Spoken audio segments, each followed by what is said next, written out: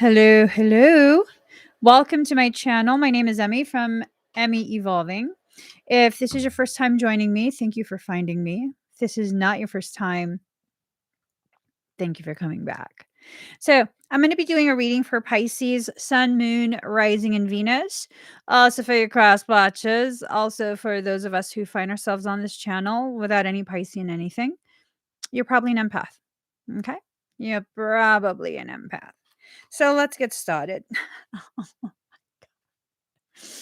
If you change your mind, I'm the first in line. Take a chance on me. I asked what this reading was going to be about, and that song just keeps playing in my mind all day. Yeah, I think it's by ABBA or something. Take a chance on me, baby, I'm still free. Do do do do do do do do do do. Let's just get the cards ready and let's do a reading. Happy 11/11. Today's at 11/11 portal. Yeah. Yeah. Yeah. Well, Erasure redid it. They did a cover of it. And I don't think I've ever heard the ABBA version. I think I've only ever heard the Erasure version. I love Erasure. All right.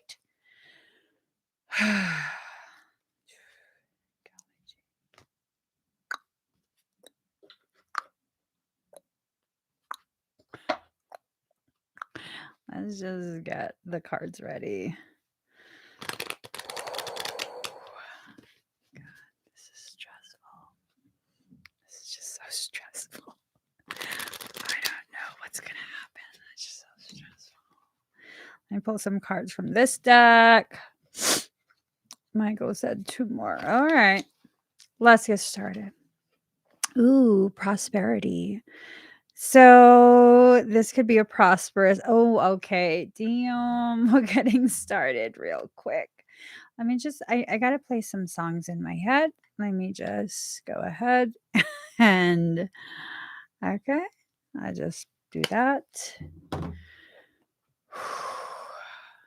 nervousness.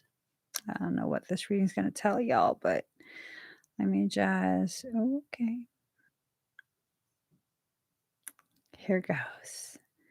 All right. All right. So, prosperity. Whatever this reading is going to be about, whoever it's about, whoever is being given, the advanced knowing, basically, the feeling is that it's going to be successful. Whatever you're trying to manifest. I don't know if this is a cross watcher. I gotta not listen to this song. Okay. Whoever is trying to manifest something, um, it's most likely going to come to fruition. Okay. It's most likely going to be successful. And, let's see what else. So, whoever this is right now, you're feeling disempowered. You feel like you don't have a say. Oh, it's hard to breathe. It's this sense of like trying to convince, is this you or is this the other person? Like, how are they going to convince you? Convince you what? They're gonna be successful in whatever it is they're doing, but how are they going to convince you? Where does it start? It starts by setting an intention. An intention, like this focused point of interest. Um, ooh. Y'all. So you're the focus point of interest? Okay, Pisces and empaths. Like, let's not take it there. Let's not take it there. Let's not romanticize whatever this is. This is someone who wants to enter into your life. Uh, I don't know that they should. I don't know that they should. Let me just. Okay. Oh, there. Did I take my? I think I did. Okay, let's not take it there though. Let's just see where all of this is going because it's making me frazzled right from the start. It's making me super frazzled right from the start. So someone needs to set an intention of how to overcome their fear, their sense of they're not going to be able to do whatever it is they're planning to do. I don't feel like they're planning anything malicious towards you. It's almost more like a sense of they are trying to figure out how to reconnect. Remembrance. So it's this sense of that's like their whole day is nothing but remembering things about you. I'm really not liking where this reading is going to right from the start. I don't like this subject. Um, security. So for some, okay, I feel it's important to say that this is not going to apply for everyone. Okay. Let's not try and force it to apply to us if it's not already. Whoever this is, they're very secure in themselves, except when it comes to you. When it comes to you, they don't know. They don't know. They don't know what to think, how to proceed. They just don't know. There's something about you that is just you're unpredictable. Da, da, da, da, da, da, da. Yeah, you're just unpredictable. Foundation. So I guess a foundation was created at one point. Both of you worked on creating a foundation and then I don't know what happened. But see, there's two opposing circles. I'm wondering if there was this assumption that you would enter into their realm, but you're like, no, I got my own life. Maybe you got your own life. I don't know. I'm feeling very awkward. Oh Lord. I don't know.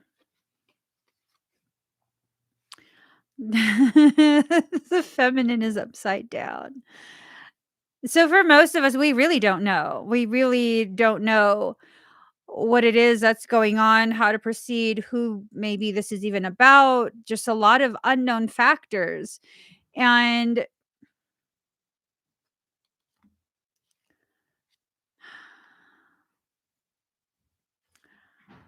I just don't know.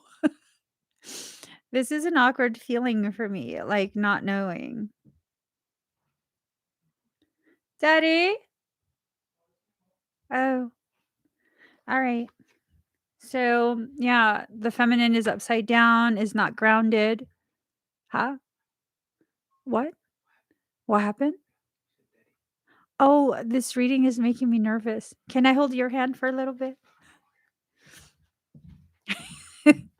I just gotta hold my son's hand. It's making me nervous. They're talking about weird shit.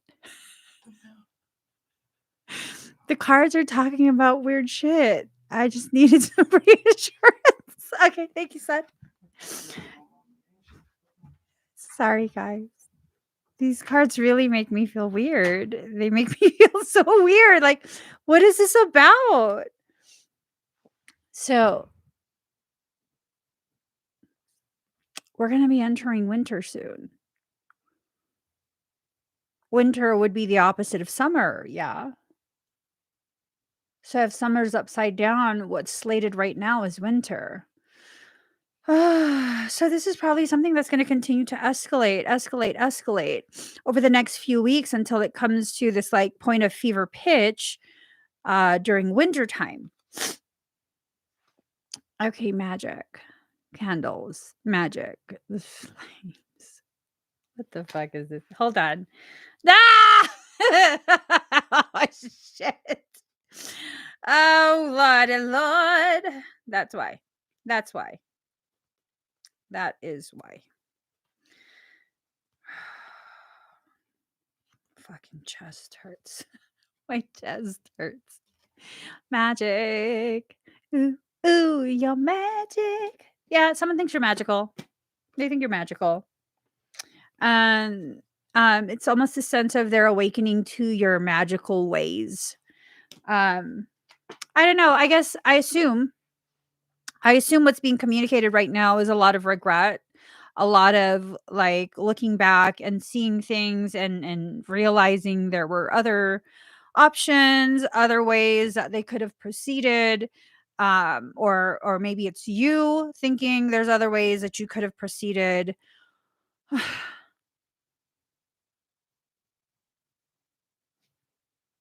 Was there other ways? Because I kind of think that if there was any other way to proceed, that you would have known that. I kind of feel like everything went the way it was supposed to go, and whether or not Mhm. Whether or not, um whether or not it was easy does not mean it wasn't the right thing. You know what I mean? Like, you can't live your life in the what ifs. You can't live your life with this consistent, like, "Oh, what if I had done this? What if I had said that? What if this? What if?" Those what ifs are gone. They're gone. We talked about this in the reading, I believe, yesterday, where it's this thing of,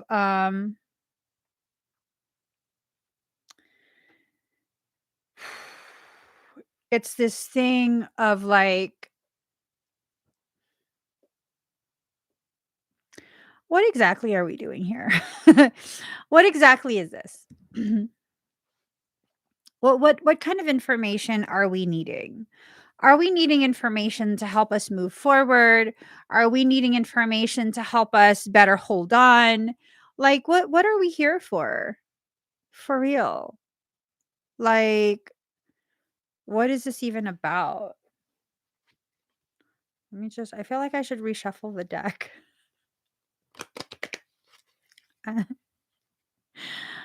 I just feel like I should reshuffle the deck. I'm not gonna reshuffle the deck. I'm just shuffling the cards that I pulled off the top of the deck. It's the same, it's just like, see, okay, I'm not reshuffling the whole deck. I'm not gonna be shady.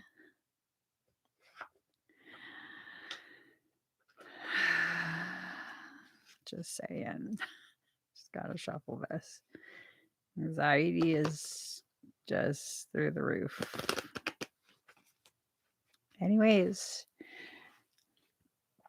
so maybe this has a lot to do with not letting go of whatever hurt you experienced. Maybe this has a lot to do with, um, for the first time, you couldn't. Well, no, I can't make that statement because it's like many of the Pisceans and the empaths, you kind of just try and do whatever you think everyone else wants you to do. So, what I was going to say and decided not to was that maybe this is the first time that things didn't come easy to you and you didn't get your way. And no, I don't feel that that would be a fair statement. I just don't. I don't feel that that's a fair statement to make. There's a lot of things that occur and many of the Pisceans and empaths, we really don't even make our needs or our wants known. You know what I'm saying? So to make that accusation, I really feel is just not fair. Um, Lack of support. Okay, so that end portion where right here where there's all the sparkly stuff, that kind of makes me think of like the low lumbar region of your spine, the lower lumbar. Usually if you have injury there or pain there, it has a lot to do with um like a lack of support, lack of self-acceptance, lack of your environment accepting and supporting you. Just a lot of lacking. That's where the higher and the lower worlds kind of come together, and that's so S muscle. So I'm wondering if you're thinking this is the only person who could ever possibly understand you. I promise you there's other people who can. I promise you that. There's other people who'll understand you. But you have to let your guard down, and that's the thing, that vulnerability, that place of vulnerability is very, very uncomfortable for most people. I know that's, like, not I don't like that. I don't like vulnerability. Mhm. Um, yeah. So it's this sense of, like, if you never show yourself, how's someone gonna fall in love with you? And then I'm shown this imagery of a, like a what are they called? Burqas? Where, the women, based on their cultural or religious beliefs, they're fully covered and all you see are the eyes. And, it's almost this thing of like, well, then how do those women find love? You know, like, it has to do with your personality. You know, they fall in love with who you are if they fall in love with you. I know, yeah, there's some arranged marriages and stuff, but I know also that there are some who are actually in love. And those who are actually in love, they fall in love because of the personality more than the looks. And that's the thing, though. If you keep just playing the role for whatever environment you're in, because Pisces is a mutable sign. Is it a mutable sign? Where the fuck's this info coming from? Hold up. Pisces. Oh, sorry. Pisces. Mutable? Murderers. Well, fuck you. Oh, because I put an R. I'm like, "Why are you talking about Piscean murderers? You trying to, like, incept thoughts?" So, the mutable water sign Pisces explores and adjusts to the feelings of others around them. See what I'm saying?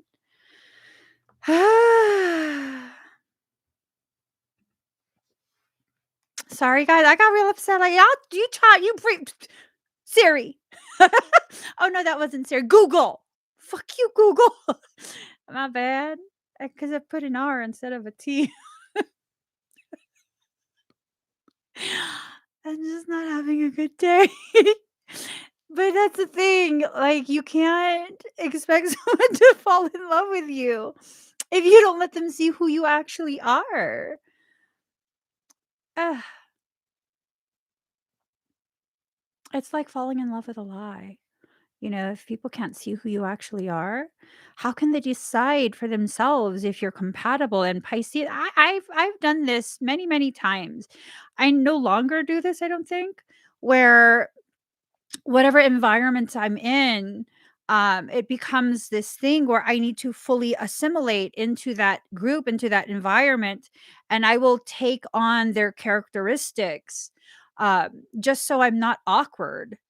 You know what I mean? Just so I'm not awkward, I'll kind of just agree to whatever, and then this feels like it's in my face. I'm just having problems. Just back up, bro. Back up. We got called murderers. I'm just saying, like, I just needed him to back up.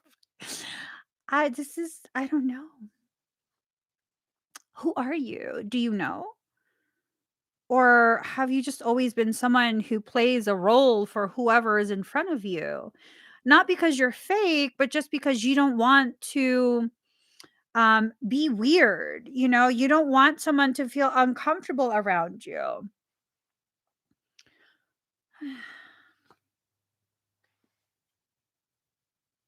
Visions of life beyond death. It's like you're not able to move forward from whatever it was that really just made you feel so super duper destroyed.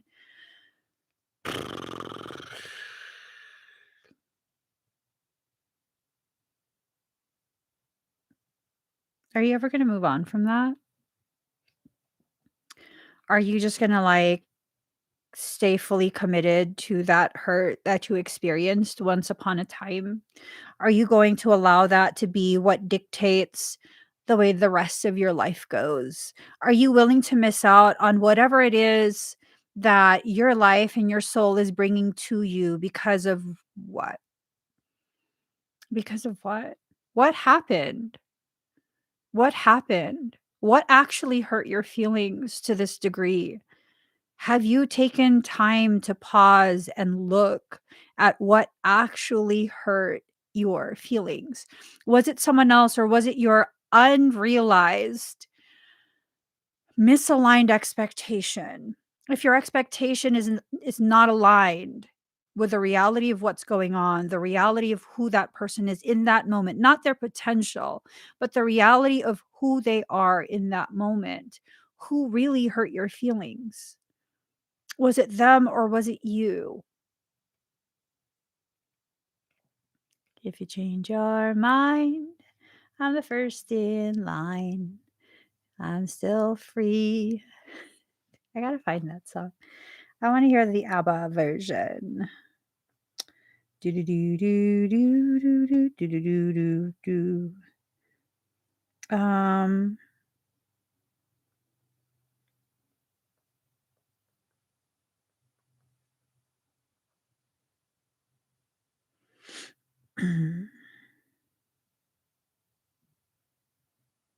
I don't think I. What's the name of the song?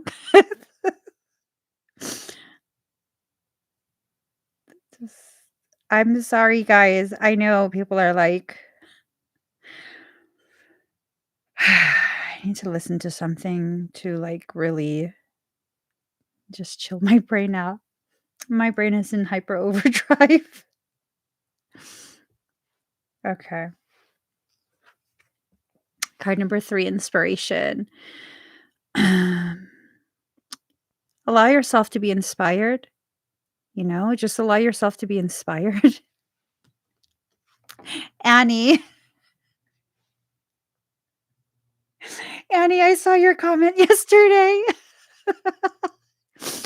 Bow to your partner.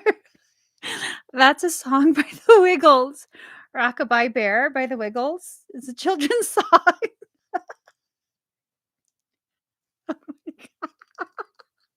She's like, "I'm singing it." I was like, "Oh, shit." This was the Wiggles. That totally made my night. Okay. Oh, card number 13. Yeah, bow to your partner, then you turn around. Boom, boom, boom, boom, boom. Sorry, card number 13, power of attraction. So this dreaded topic comes back up.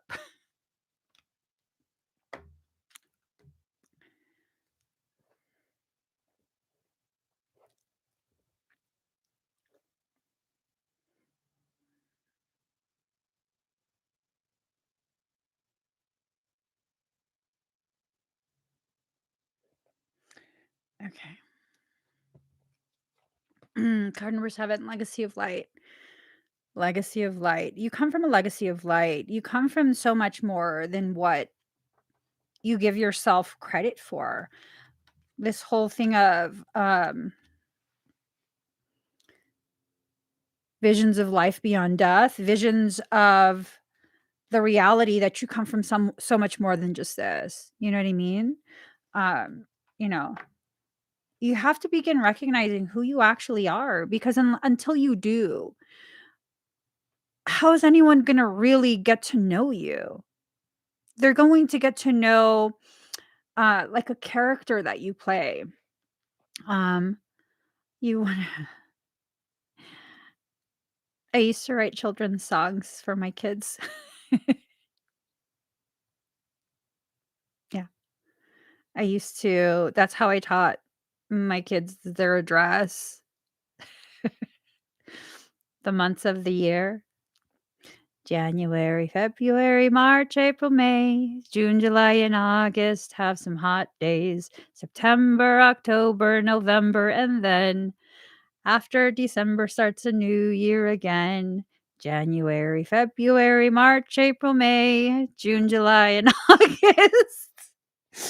All my friends are like, "Oh my god, you should totally write children's songs." No, it's just for my kids. Yeah, so if you have kids and you need to teach them the months of the year, that's one of them. That's one of them. Card number 34, in the world, not of this world. That's how they see you. In the world, but not of this world. You know what I mean? Like in this world, but not of this world. It's just okay. Card number 1, after the storm.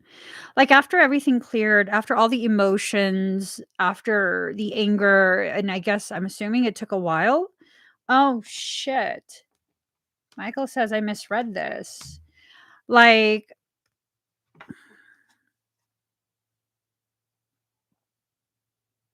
it was upside down. That's you. That's the Piscean.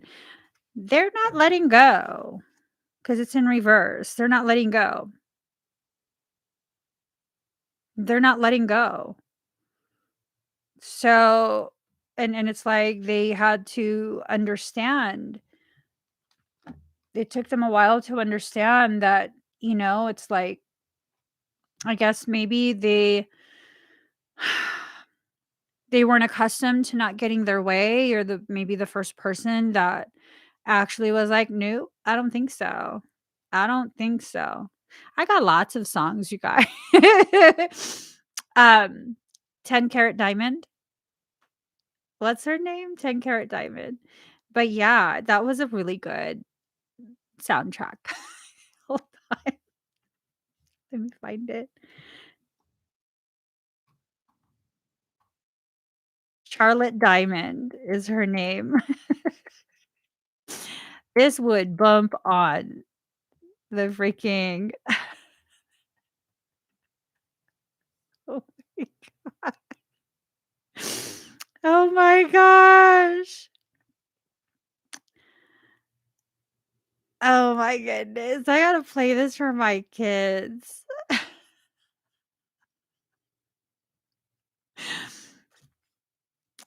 Slippery fish, sliding through the water. You're that slippery fish. They couldn't let you go. No matter how slippery you've been, it's like they've clung on to this thought of you, this memory of you. And I don't know if they're ever going to let that go. I don't know that that's your problem either. I really don't know. It's giving me forehead wrinkles. Just relax, girl. Let me just okay. See, yeah, dream a beautiful dream. Sometimes when someone struggles with letting that type of thing go, what ends up happening is their whole world goes upside down and they're not able to dream these beautiful dreams and make plans for the future, and maybe they do try and make plans, but can they actually bring them to fruition? I don't know. I don't know. Like, do you need to know? Do you need to know? And if you need to know, why do you need to know? If you walked away, right? I mean, at least that's my logic. Like, if you walk away, you walk away. And that's that. It's done. That's it. You walked away. I don't know. I don't know. Card number 37, focus on the light. Allowing yourself to actually see more than just the dark stuff that you think about. The dark stuff. Is this a message for the cross watcher? Mm. Was this the first time that someone was able to see past your darkness or accept you there, sit with you in that dark space? Is that why you can't let go? Who knows? Who knows? But this is something that seems to be repeating over and over because it's a cycle or circles. Cycles upon cycles upon cycles. It started once upon an autumn time. That's what Michael says. Once upon an autumn time. So you're their sunflower. I don't know. I'm like really hesitant to romanticize all of this. I'm just like, do we need to go there and romanticize this? The fact still remains, like, regardless of however they feel about you, what are they doing about it? What are they doing about it? And then now Michael's like, "Oh, but you're just so harsh." How is that harsh, though? How is it harsh to kind of factor in someone else's chosen behavior when you're considering how they feel towards you? We have to factor that in. If they don't have it in them to at least communicate this to you, then what's really going on? What is really, really, really going on? Like, what are you holding on to? A concept? Are you holding on to a maybe, a hope? And for some people, they'll be like, "Well, for us, that's all we have is hope." No, that's not all you have. That's what's fucking you up. That's what's keeping you from living a full, satisfying, happy life. You're holding on to the hope of something that, uh-uh. Unless I know because you made me know, I'm not holding on to nothing. I just refuse. I'm not going to hold on to that. I'm not going to wait for that. That's just not how it works.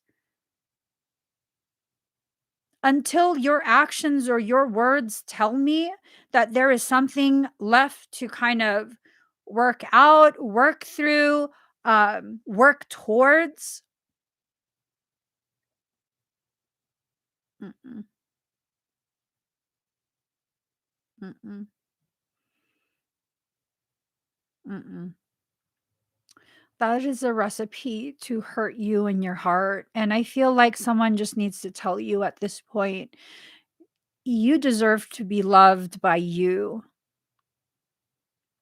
This love that you give to people who really just take it for granted, people who assume that you're just going to wait around and you're going to always be there, and they can take the time to find themselves in exchange.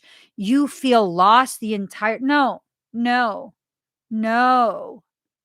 That's not okay. That's not how it works. That's not love. That's selfishness, accommodation, martyrdom.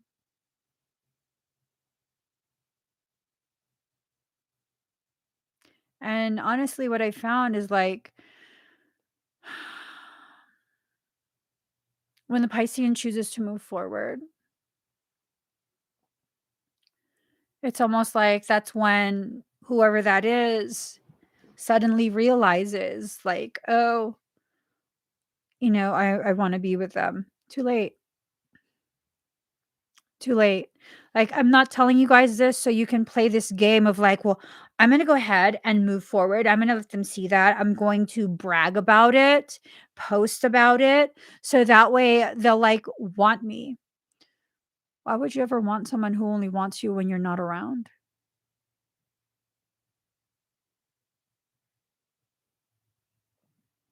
Why?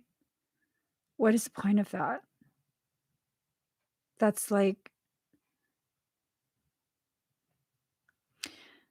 I don't know how to love myself, never tried, but you do know how to love other people. So pretend you're someone else and then love yourself in that way. You know how to love. If you know how to love other people, you know how to love yourself. You just haven't given yourself permission to. That's simple, huh? Too simple. I found that when people have elevations in intelligence, when the solution is too simple, we look for ways to complicate it because that can't possibly be the solution. Just there's no way. How could that be the solution? That has to be wrong. It's too simple.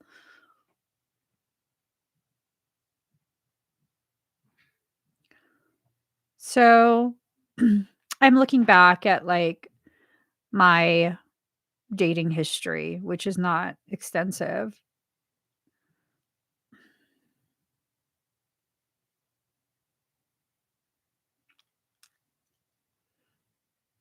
Yeah.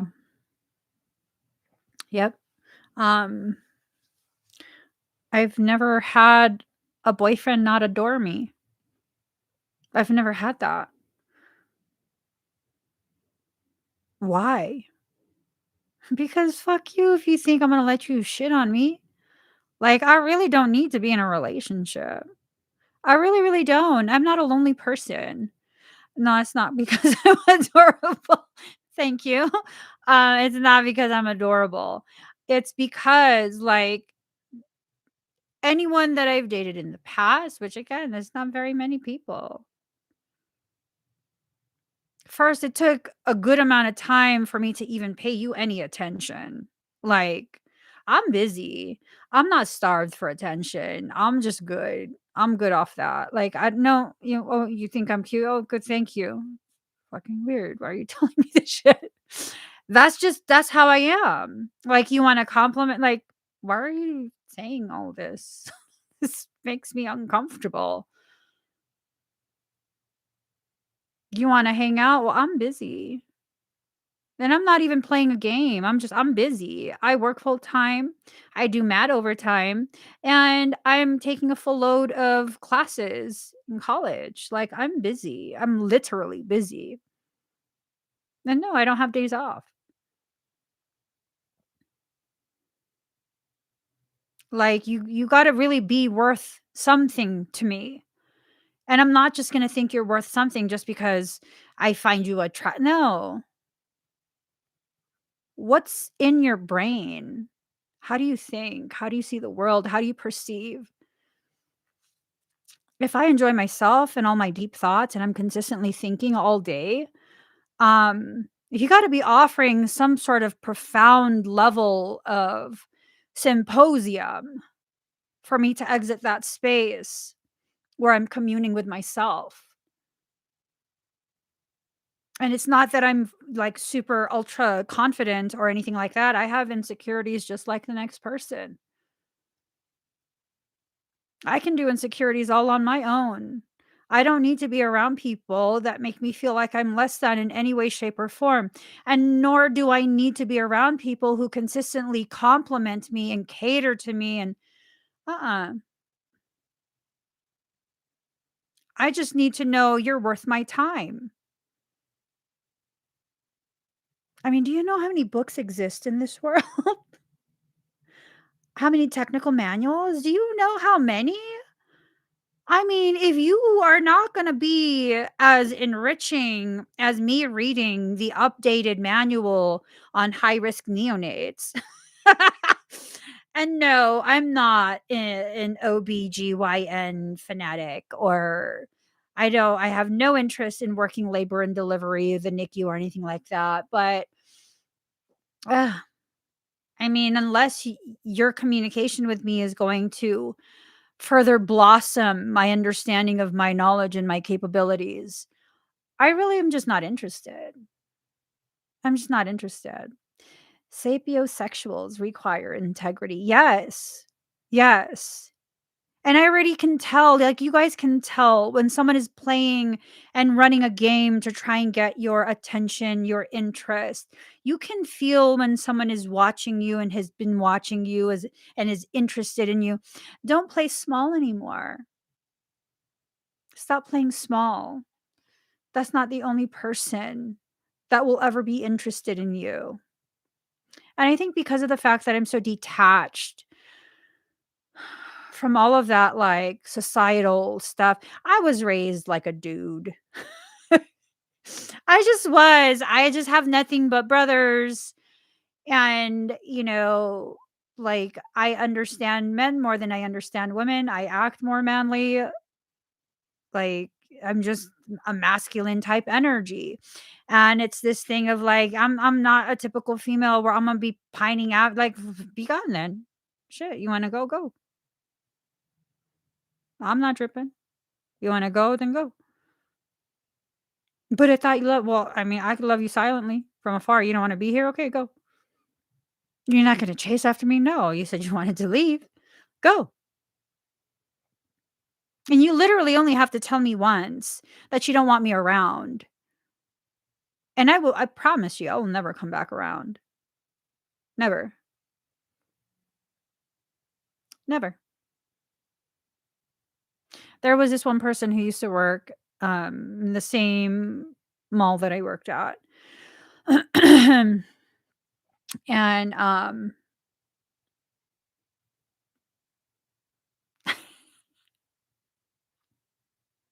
this is some weird shit. So he approached me because he had a show car, and his show car was gonna be featured oh my god, on Lowrider magazine. It was gonna be on the cover, and he is like, I was wondering if he wanted to be the model for the cover, and I was like, "You're fucking tripping. No, I don't wanna be." He's like, "But, they'd pay you and everything." I really don't care. I'm not interested in that kinda shit. And then we started joking around, and that's how we became friends, like, literally platonic friends. And we used to hang out because his best friend had a crush on my best friend, and so we'd watch Monday Nitro. We would watch Monday Nitro. He always worked the closing shift, and I was always working the closing shift. So afterwards, we'd go watch Monday Nitro so our best friends could hang out. And then, you know, like, that's fine. Like, we can hang out, we could watch wrestling. That's perfectly fine. I really don't care. Like, my girlfriend wants to hang out. She doesn't wanna go by herself, I'll go with her. And then one day, because 'cause I'm oblivious to people, I'm really just oblivious. I didn't think anything of it. I thought he was just a homie. And what ended up happening was, one day he started talking to his ex-girlfriend again, which good for you, you know? Good for you. And then I guess she didn't like that we were friends, and so one day I called to see if we were gonna do Monday Nitro. That just sounds so fucking weird. And then he answered the phone and he was like, "Don't ever call me again." Okay. So I never did. I just never did. Like, my feelings weren't hurt. It's like, "Okay. I assume your girlfriend doesn't like us being friends, so okay." And then several months later, I guess they broke up again, or I don't know the story. I don't really care. But he saw me at the mall, maybe like close to a year later. He saw me at the mall and he was like, "Hey, how come you never call anymore? Don't be a dumb bitch. You told me not to." And he's like, "Oh, well, yeah, no, there was just some stuff. No, it's all good. So you want to do Monday Nitro?" Not really. He's like, "You mad?" I'm like, "I'm not mad, but no. I mean, you only got to tell me once I'm not welcome where you are, and I'll just take that at face value." Especially there was no drama, there was nothing, there was no inappropriate interactions between us, there was nothing. Had he said to me like, "Hey, you know, my current girlfriend is kind of like, not liking that you and I are friends, so I can't really talk to you or hang out with you anymore." I'd be like, "Okay, good. That's fine." And then had I seen him again months later and he said that to me, I would have been like, "Okay, sure. We could do Monday Nitro." But the fact that you said, "Don't ever call me again," I'm never gonna call you again. Literally, I will never call you again. I will never hang out with you again. I'm not gonna hold a grudge, but that comes from somewhere. That comes from some kind of truth. So the moment you tell me or show me that you don't value me in my presence, I'm not coming back around again. Like, I don't need to be tolerated where I'm at. I won't stay in places where I'm simply tolerated.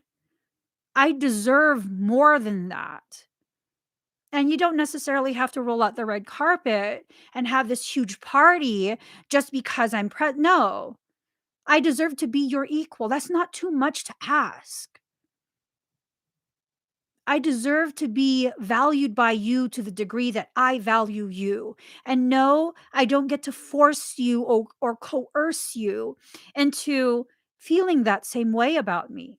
But if you don't, then I need to back the fuck up. I need to let that go. I need to walk away. Like, I think that's where a lot of the pain comes from. This thing of like, if I just try harder, then they will love me. If you can't love me at my lowest, you don't deserve to be present for my rise. You just don't. You don't. It was this thing of if I were if I were to have something happen where I am missing my teeth or whatever, or I'm disfigured in some way, right? And I still continue to live stream. Would that affect you guys and your presence here with me? If I was disfigured in some way, nothing super horrendous, but just, you know, disfigured. Maybe scar tissue on my face, maybe missing teeth, maybe, patches of my hair missing. Would that affect your presence here?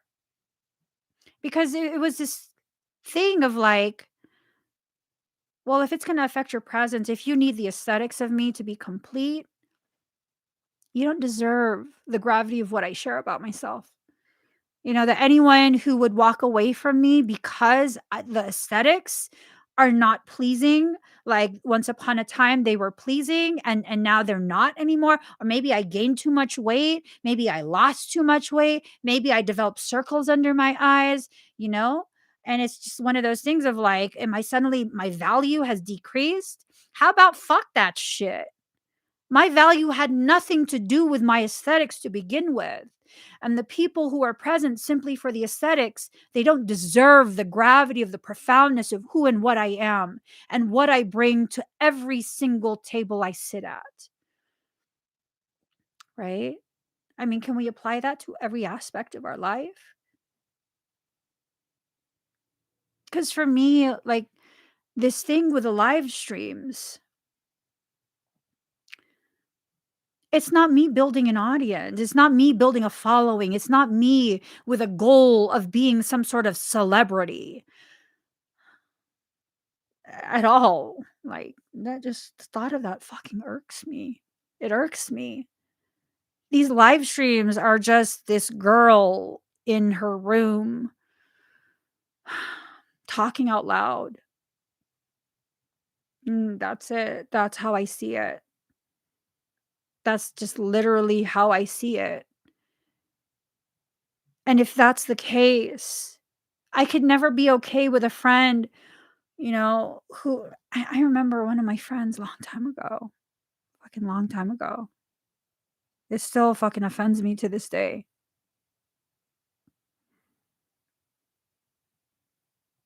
It fucking pissed me off so bad. They kept asking me, like, this is before I started dating my husband. They kept asking me to go to the club, and I didn't wanna go anymore. I was just like, "I'm just fucking tired of it." Like, you can only go clubbing and bar hopping for so long, like every fucking day, literally 7 days a week after work, we would go to all sorts of different ass places. And it's like, you can only do that for so long before it's just, that's not even my scene. I don't like that kind of thing. And I remember one time it was this question of like, why do I have to go? You guys just go. And I distinctly remember one of them said, "'Cause you bring all the guys." What the fuck did you say to me? Because when you force me to go with you,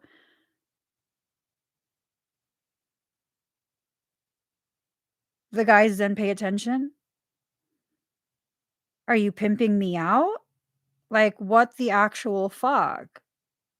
So are we friends? Or are you just, like, trying to benefit from whatever it is you think you're perceiving about the attention you're getting from guys? Because if guys are only paying attention when I'm around, that means they're not paying attention to you, and I'm still fucking offended. I'm still fucking offended. I'm still fucking offended. Yeah.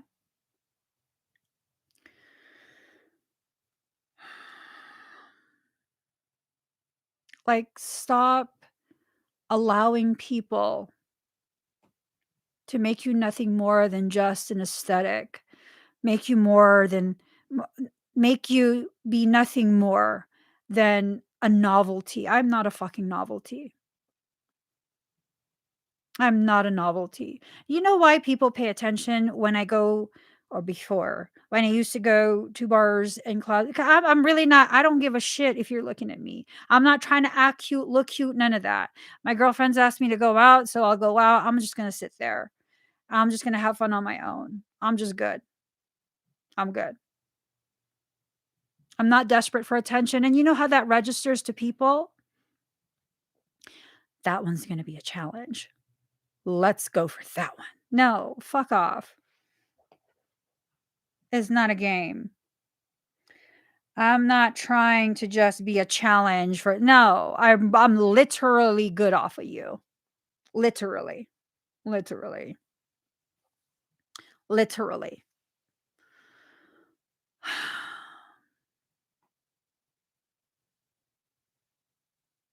Are you changing your mind on how you see your place in your life? How you allow yourself to function in your life? Are you changing your mind yet? Because there's this whole other way of living that's extremely freeing, that's extremely beautiful, extremely powerful. This place where there's no obligation to be anything outside of who and what you actually are.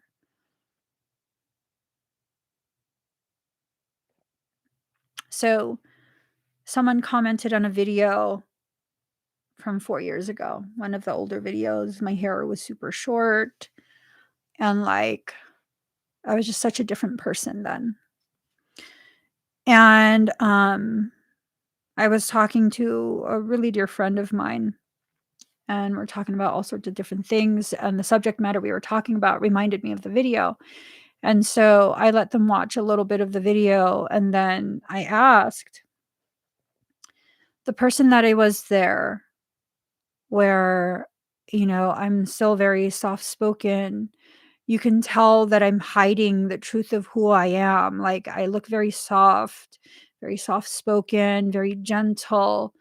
Um, that was a period when people would often tell me, like, "Oh my god, you look like an anime." That's not a fucking compliment, dude. That's a fetish. What the fuck? And people would tell me that often. And so that was basically my aesthetics at that point. And it was this thing of, like, the message that I was saying in that video, the certain, especially the part that I kind of, like, moved the slider to, was actually a very profound message. It was a very, very profound few minutes of talking. But because I was still so hell-bent on hiding who I am, the gravity of what was being conveyed, what was being expressed, was just not there. In comparison with who I am now and the way I speak, the way I carry myself, which one seems more powerful? The messages are still potent, the purpose is still potent, but how is it received?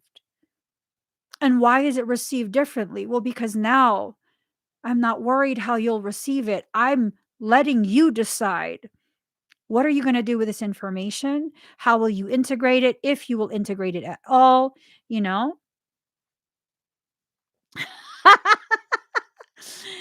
Yes, I remember that video in a short bob cut hair. You looked a bit afraid or something because I was scared. Yeah, that's the video, and I'm wearing, like, a blue shirt or something like that. That's the video. That's the video, you know? I was definitely I was worried how people would receive the information that I was saying. And now it's kinda just like, "Hey, you take it or leave it, it's up to you. Take it or leave it, it's up to you." You know, "These are my opinions, I'm thinking out loud. I don't need to convince you of anything. I don't need you to validate me. I don't need any of that." And, you know, life just goes on. Life just goes on. And maybe if we can apply that, you know, maybe we'll begin to understand the ways in which we are adding to our own struggle. If you change your mind,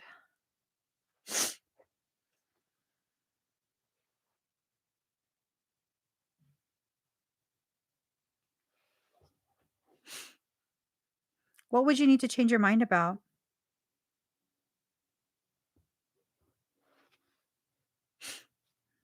I kind of love this more too, Maria. I kind of love this more too. Like I couldn't joke around back then. I couldn't like everything, had to be so not calculated, but restricted, constricted, something that would really not offend people. But here's the thing, like people were still offended. People were still offended. I'm already watching what I say, how I say it, specific words that I use, subject matter, aesthetics, all of that. So, so careful about everything. And yet, still, people were offended that I exist. I had to change my mind about myself, about the way I see myself, about the way I live within myself. And the more that I accepted who I am just as I am, the more I found people were willing to. It reminds me of what Matthew Evolving said yesterday, where it was this thing of like, um, people don't understand. Do they not understand, or do you not want them to have the opportunity to understand? Because if you give them the opportunity to fully understand you and they understand you and they still reject you, then it's really a rejection of you, right? And that's something that I struggled through. It's something that I really, really struggled through. And it's okay to have struggles. It's not okay to stay there. Struggles are nothing more than an elevation in this learning opportunity. But, when you apply it, when you make the analogy with like a fitness routine, when you elevate your heart rate past a certain rate, you're now in like anaerobic type stuff. This is no longer going to be something that's burning fat. Extremely prolonged, extremely high intensity is going to cause your body to cannibalize your muscle. That muscle is more important than the amount of calories you're burning, because when you work really hard to build that muscle, why would you ever allow your body to just eat it away and hold on to the fat? That's like a no no. So you keep your heart rate in a target range, I think like below 140. I don't remember the numbers anymore. But you keep it within a target range. And when you do that, you're ensuring that you're preserving as much lean muscle mass as you can while creating a caloric deficit. You won't lose weight without a deficit. But here's the thing, you'll create more of a deficit in your resting state, the more lean muscle mass you hold on to. It takes less calories to maintain fat, adipose tissue, than it does to maintain muscle. I packed on maybe 20, 30 pounds of muscle. Muscle. My thighs were like fucking juicy. I had a donk, not a mini donk, a full on donk. And I was consuming, I want to say 6 to 8,000 calories a day easily. Easily. I could eat 2 32 ounces of steak in one sitting, plus carbs, plus hella drink. Won't gain weight. Eat whatever the hell I want, as much of it as I want, whenever I want. Won't gain weight. It's like I couldn't even eat enough to hold on to that muscle tissue. Eating became a chore because I had to eat enough to maintain that. My body doesn't like too much muscle. It also doesn't like to carry weight. So I have to listen to what my body needs, what it wants. When was the last time you listened to yourself?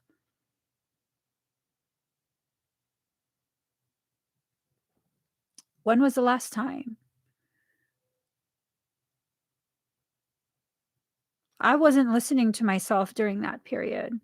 That was the period I ended up maxing out my squats and leg presses at over 500 pounds. I wasn't listening to my body. My knees are shot now because of it. I didn't listen to my body. It was just push, push, push. I could do it. I could do it. Hell yeah. Slap on more fucking plates. Do it. Push, push, push. More reps. More sets. Double the workout twice a day. Early in the morning before I go to bed. Double it. Double it. Everything. All the time. Double it. I didn't listen to my body. My joints can't take that kind of weight.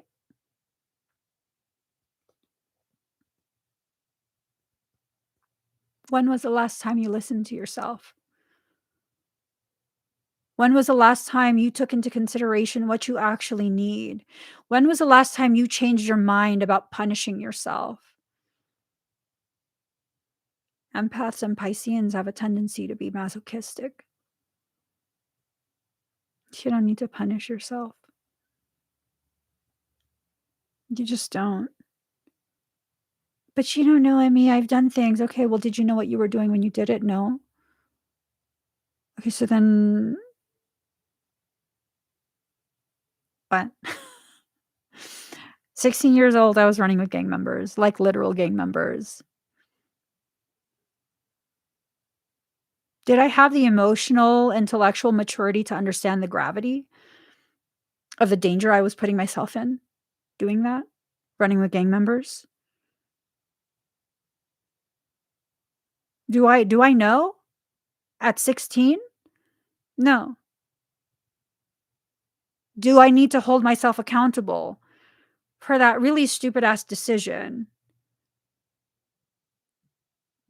Yeah. So then I should punish myself? No, you're a fucking kid. Are you kidding me? You were still just a kid and you didn't really know any better. And the moment you realized and knew better, you stopped hanging out with them.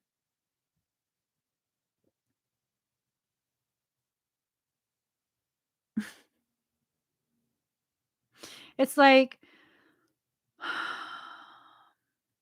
we do so much in our process of learning who we are. And then we hold it against ourselves when we go through the process and actually learn. You know, when you do that, when you learn and then you use that elevation in your knowing to punish yourself and shame yourself, you're creating some sort of trauma in regards to learning. So we homeschool, right? A lot of parents don't want to homeschool because they get frustrated when their kids don't understand the content. Like I remember someone was helping their kid with homework. Their kid didn't understand. And so every time they repeated the same question and then they raised their voice more every single time, the kid still didn't understand. And it's like, hello, the kid doesn't have a hard time hearing you. Saying it louder is not going to help them to understand. And it's kind of like that, where it's like getting louder and louder because you don't understand, like attacking yourself more and more because you don't understand. I mean, what's that going to do? What's that going to do? It's going to help you to understand more? No. You don't understand until someone takes the time to explain to you, to break down the problem for you, so you can see the mechanics of what's going on.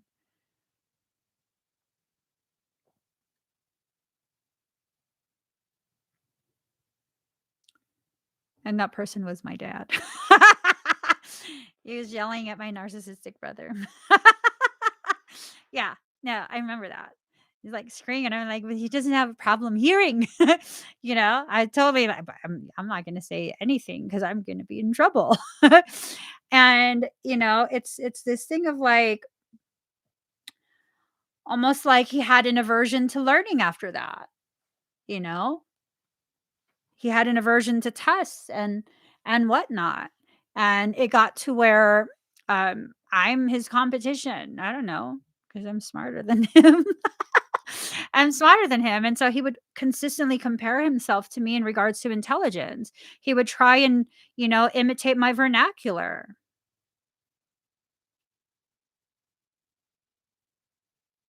That really probably scarred him for life, to where I was the one that was taking and I'm a lot younger than him. He paid me like he paid me something like $100 to take the jeweler's test because he was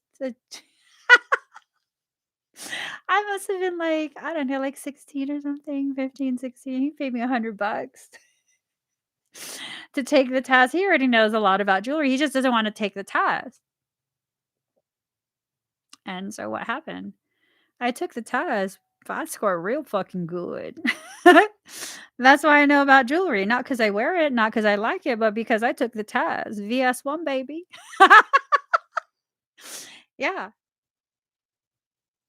I mean, is that what you want to do? Is pay someone else to take your tests, your life tests? Because that's not going to help you none. It's really, really not. I tended to punish myself for all the things my parents didn't know. As I'm parenting myself now, I can have clarity and compassion for my past self and the choices I made. I'm very grateful for the way I grew up. Very, very grateful. Um, my oldest brother, the one that I help, he basically raised me, and then he was still a teen as well, when I was growing up. So, he also was not around much because he's in high school, and then he was in college. And it was really this thing of like being on my own so much and observing all the different types of familial dynamics, relationship dynamics. Even as a child, I was observing this on all sorts of movies, and it was helping to form my perception of the world and perfection. TV raised me. TV and my oldest brother. My parents were always working. So I didn't have that traditional parenting where, the frustrations of a parent who doesn't know any better uh, was ever so present. I mean, there was a lot of like not so good stuff either. Um, that stuff was present, but it's at the same time, it's like much of my time was on my own by myself, forming my own thoughts. I was allowed to actually just be who I am because there was no one home. Granted, when people were home, everything had to close back up. So how does that apply here? Well, that's the very thing that, when I became an adult and I began to try and comply and be in that box, that created so much internal war. And I had to change my mind about how I see myself and how I behave. And I can't sustain that. It's not that I'm non-compliant, it's that when assholes demand shit of me, I get fucking combative. I do. You ask me, I most likely will comply. You demand shit? Fuck you. Make me.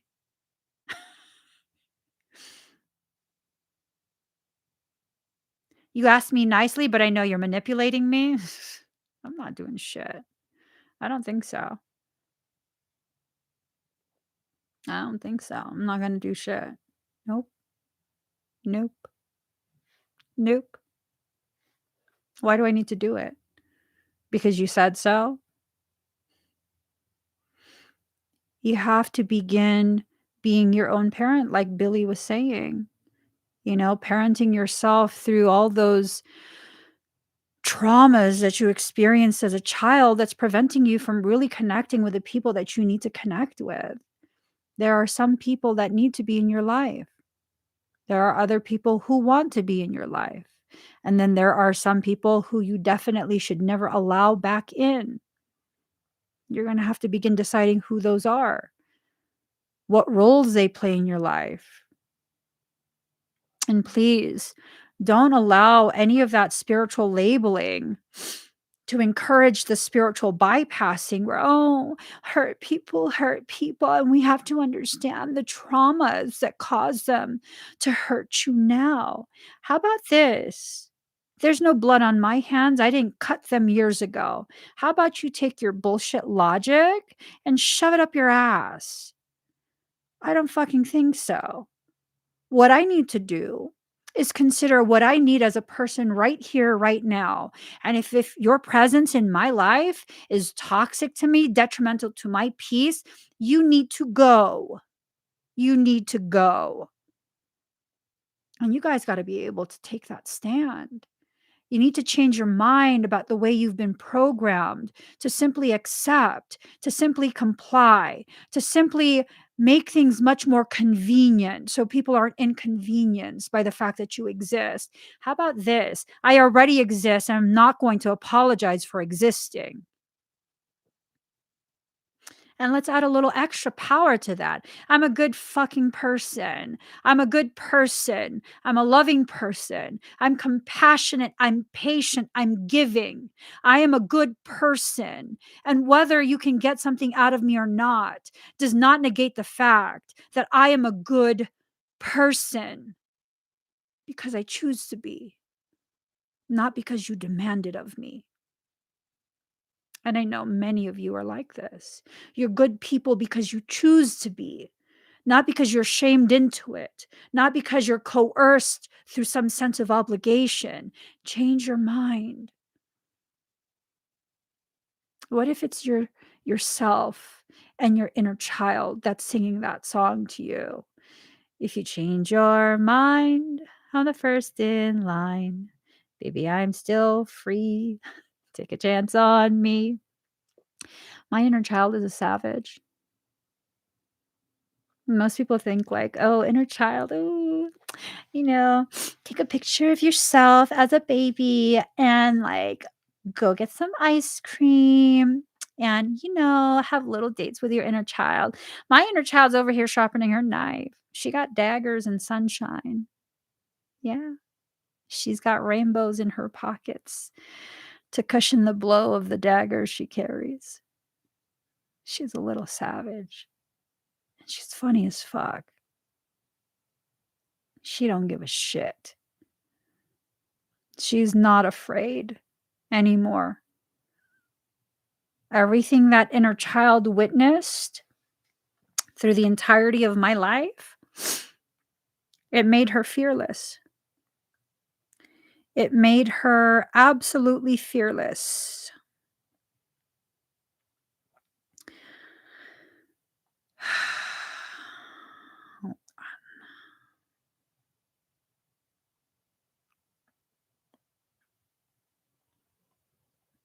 Un momento, por favor.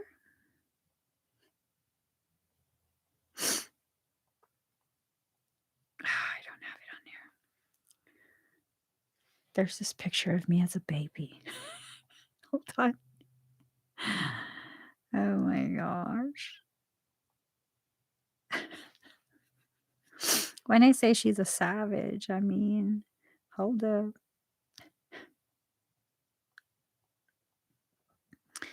Da-da-da-da-da, da-da-da-da-da, da-da-da-da, da-da-da-da-da, da-da-da-da-da-da-da. Um, I gotta save this. I don't know, man. My mom be fucking dressing me crazy AF as a kid.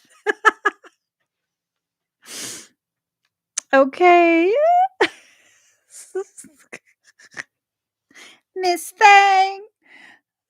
Going to my godmother's house, go eat some food with my sunglasses on and my bikini top. Like, why the fuck do you dress me like that? She used to dress me hella crazy. I was just bougie. And then this one,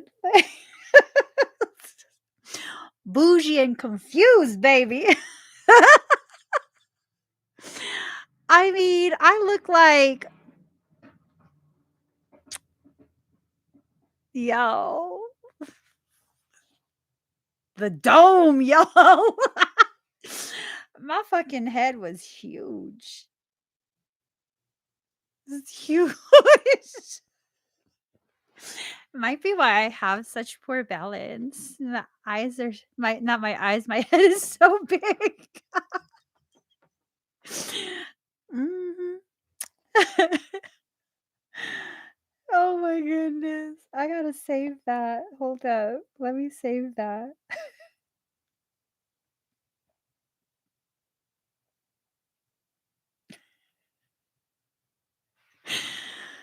And during that period, like you see how I'm a toddler, right?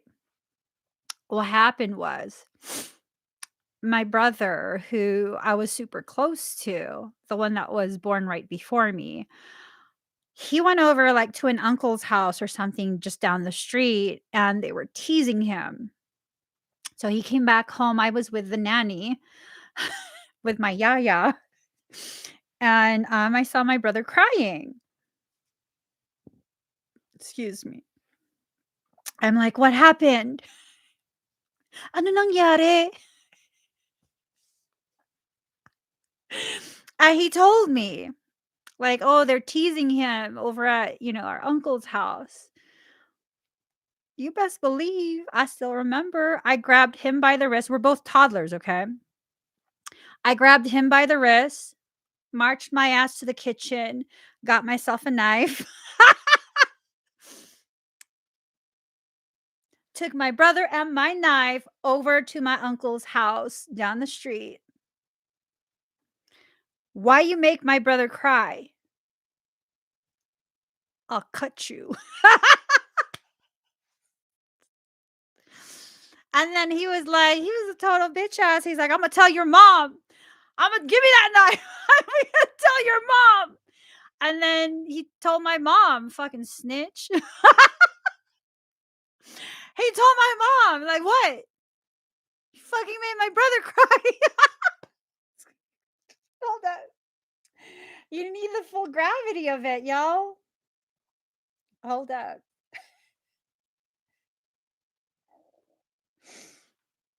Just put a little knife in my hand. Put a little knife in my hand, okay? Okay. My inner child's a savage. He's a savage. Don't be fucking with my family. I don't care if I'm like yay big. Don't be fucking with my family, okay? We in the hood, baby. We in the hood. People get cut here. Oh my god.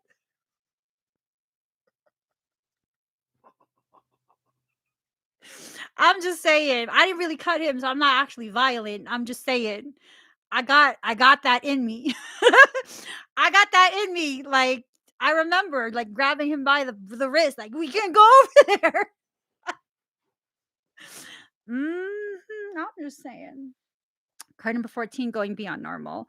You have to go beyond your normal. Your normal is just, you're not normal. And trying to play normal is what's causing you to have so much of that cognitive dissonance pop up. So you have to go beyond just that normal. New birth guarded vigilantly. Many people think that when you grow, excuse me. Many people think that when you grow, it's this thing of like, now you're powerful and yada, yada, yada. No, that's when you're at your most vulnerable. It's when you're at your most vulnerable. When the snake first loses or sheds their skin, they've molted. That's when they're most vulnerable. That's when they stand out the most. That's when they need to take the most precautions. Okay. So, new birth, guarded vigilantly. It's okay for you to protect yourself. It's okay for you to protect yourself. It's okay. It's okay for you to stand up for yourself, to speak up, to speak out, all of that. It is okay. But what if I lose people? Those are the people you needed to lose. They're doing you a favor by leaving you alone. The people who I cherish in my life, the people who mean the most to me and who love me in a way that help me to heal myself even further, they know when I start throwing attitude and stuff, I'm just going through some shit. Just don't take it personal. I'm going through some shit. If I go silent, I'm probably going through some shit. Don't take it personal. I'm not abandoning you. I'm just going through some shit. Like the other day, because I've been dealing with a lot of like physical pain. Um, I got harsh in my parenting approach with one of my kids. I got harsh. I raised my voice. Okay. I wasn't screaming, but I raised my voice. And, you know, afterwards, I'm so sorry. Like, I needed to explain things to you, but I didn't need to explain it in that way. I don't like that I approached it in that harsh manner. And my kid's like, "It's okay. You're in a lot of pain." I understand. I'm like, "No, it's not okay. Whatever I'm going through, that doesn't make it okay to raise my voice at you. No, it's okay. I understand you're going through a lot for the past, how long now?" Those are the kind of people you need in your life. The ones who understand you're going through something. Let me just hold a little space for you. Not necessarily all the time, but right now I know you're going through something really, really difficult. Those are the people who will never leave just because you're going through something, just because you're speaking up for yourself. Those are the people you need in your life. Not the people who are there only when it's convenient, only when they can benefit, only when there's some sort of reward for being present. And yeah, it's very rewarding to be in your presence. Let that sink in. Really sip on that. Okay. It's a steaming hot cup of truth. When you are a balanced empath or Piscean, it is a fucking gift to be in your presence, to hear you speak, to share space with you. It is a gift when you are a balanced empath or Piscean. It's very healing for people to be around that. You don't even have to talk. You don't have to do any lectures. You don't have to do any of that. Just being around you, knowing that you got their back, that you are present. It's empowering, it's healing, it's a gift. Card number 30, the perfection of your life. Even the wild has forest fires. They're not always man-made. Even before humanity learned how to harness the power of a flame, there were forest and plains fires.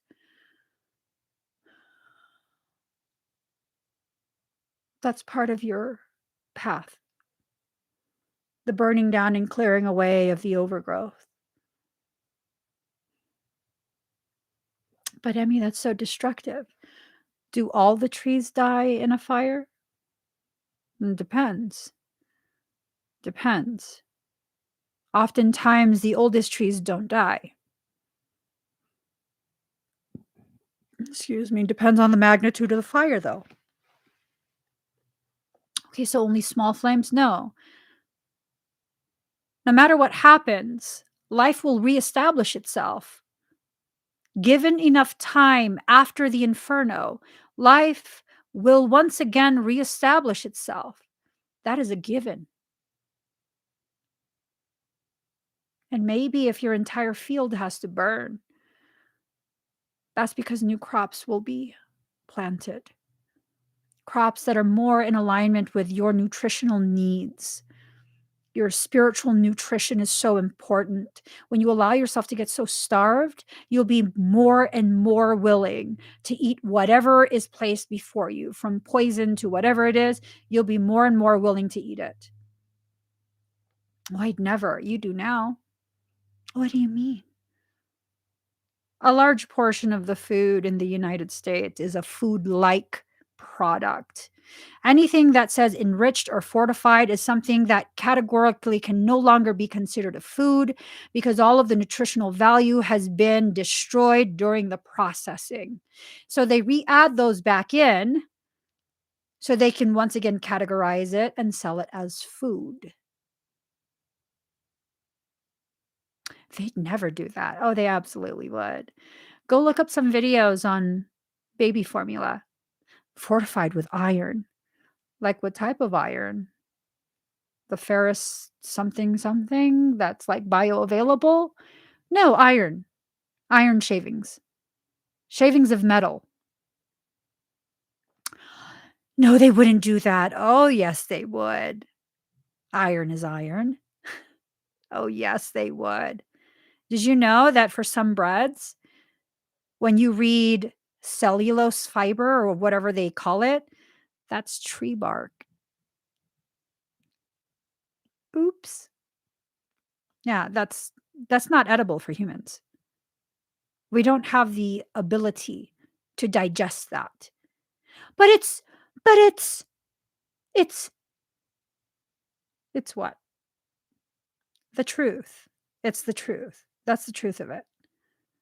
We've become so accustomed on so many levels to ingest toxicity that when someone brings it up, we end up defending the toxicity itself.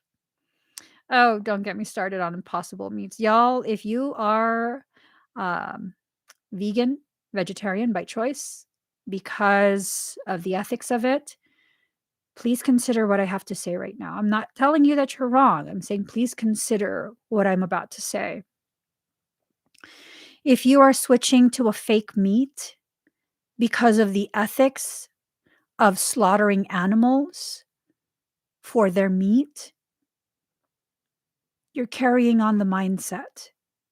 You haven't actually changed anything within yourself.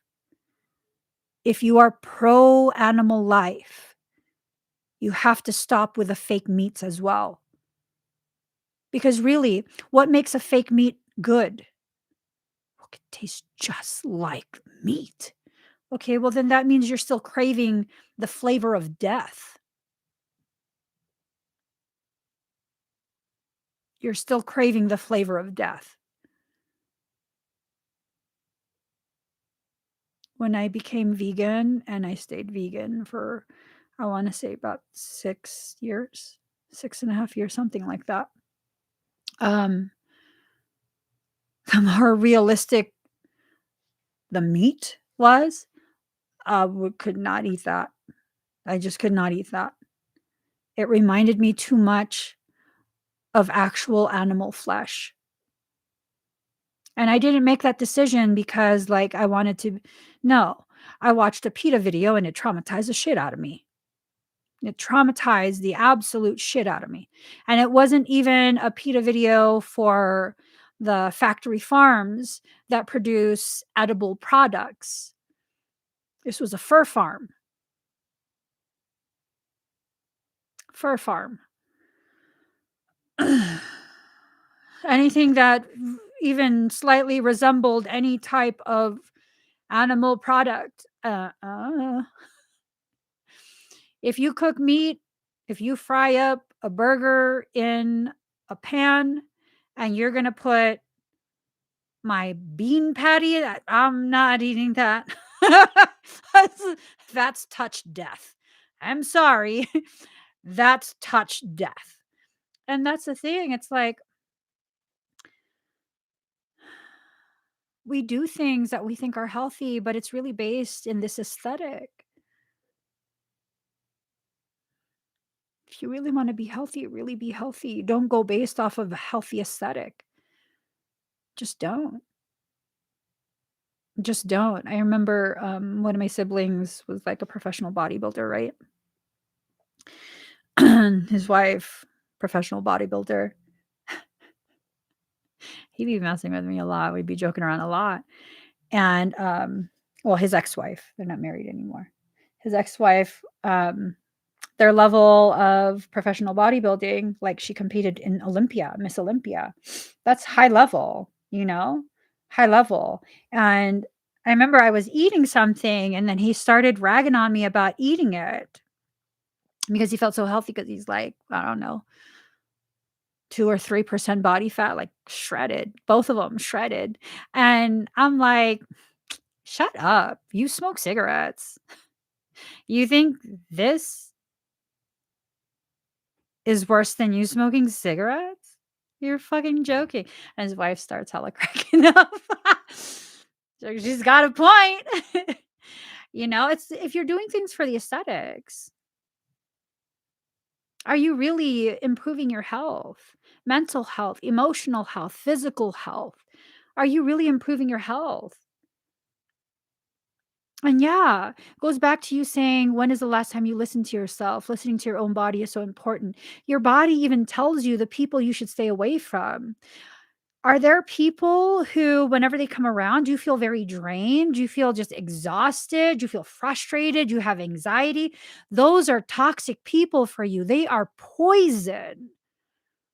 Change your mind. Change your mind.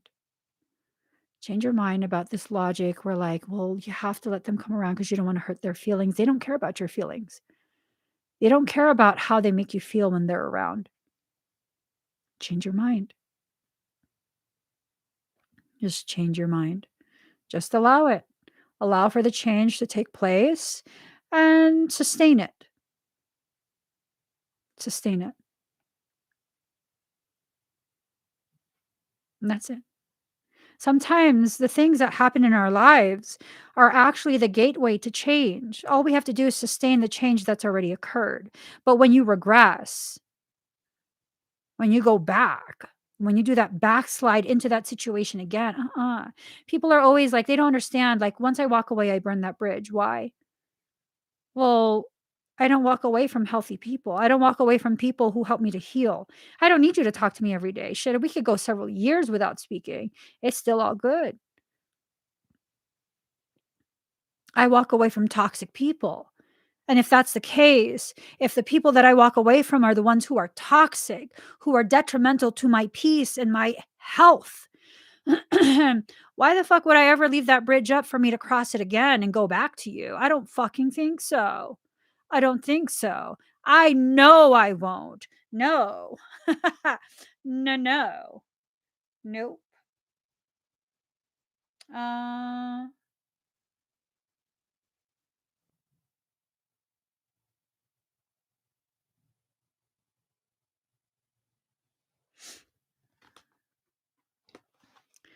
Card number 17. What is already with you? All of this potentiality is already with you. Your peace is already with you. You just have to get out of your own way and allow all of this to rise back up to the surface so that you can witness it once again. The more you allow yourself to witness your peace in play, um, like actively in play in your life, the more it becomes normal for you and the less you'll be willing to settle for less than that peace. It's taken me quite a few years to get to where I'm at. And where am I? A place of internal peace. For the most part, I have internal peace. Why? Because now I'm willing to fucking go to war for it. How badly do you want to disrupt my peace? Multiply that by 20, and that's how badly I will fuck you up if you try and disrupt my peace. Only disclaimer you'll get. It's the only warning. It's the only warning. Oh, but that's not fair, Emmie. You should give people warnings. No, I don't need to give you a warning about behaving like a good person. That's the equivalent of saying, it's my job to tell you that you should not hit me in my face. That's a given. That is a given. So if a stranger were to walk up to me and strike me in my face, are you telling me that I'm at fault because I didn't warn them first? Like, oh, no, we don't hit people in the face.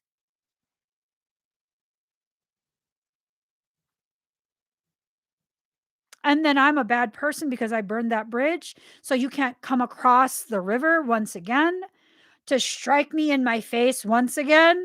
I don't think so. I don't think so.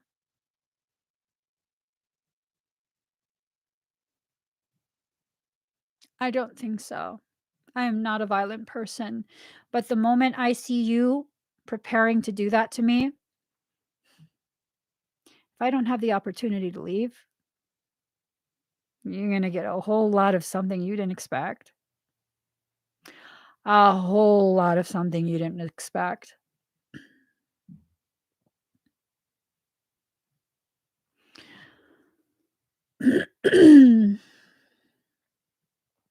Listen to that statement.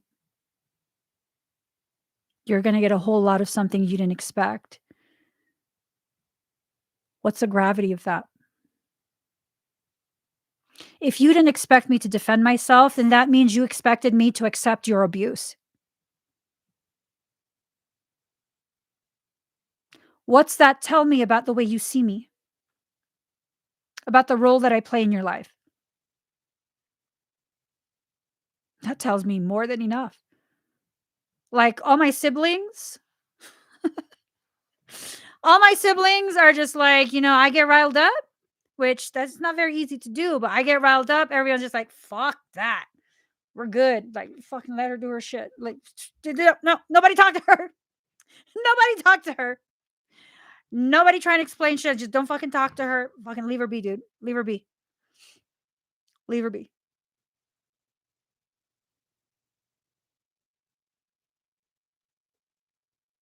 That says a lot, right? That says a lot. My siblings and I were raised to believe all we have is each other. And if I'm going to love you to that degree, then okay, I don't even want to engage in that. Like I don't want to engage in that. Let me just no. I'm just not going to say anything. I'm not going to answer you. Like I'm good. I'm good. Is that what parents teach their toddlers? No, don't hit. As they strike their toddler.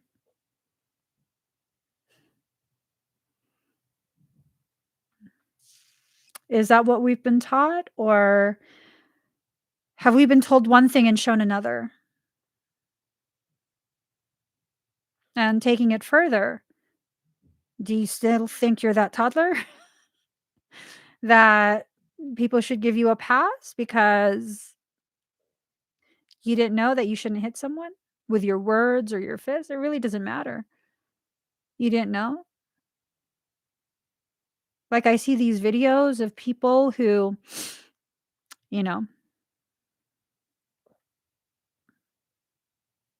social narcissists is what they are. They try and dictate to other people how to live, what to do, and all these other things. And society has come up with a name for them. I don't like the name. I don't agree with it. Excuse me. They're called Karens.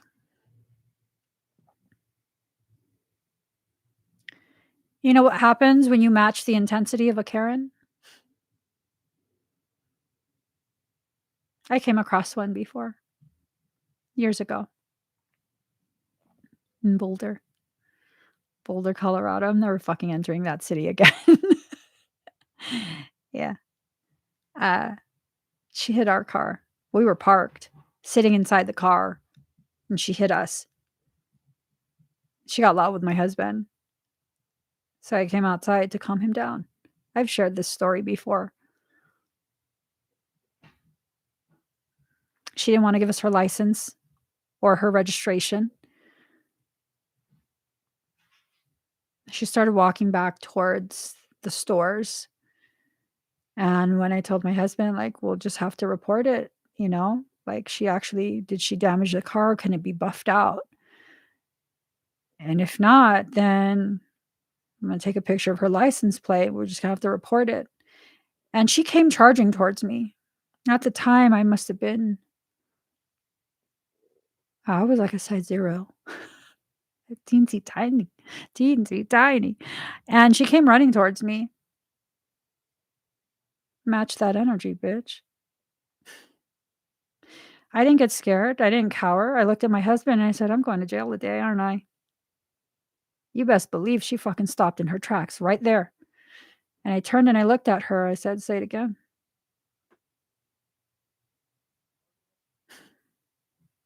Didn't have to yell, nothing. Energy speaks volumes. So when you say something and the energy doesn't back it up, it doesn't matter what you said. Creation goes based off of energy.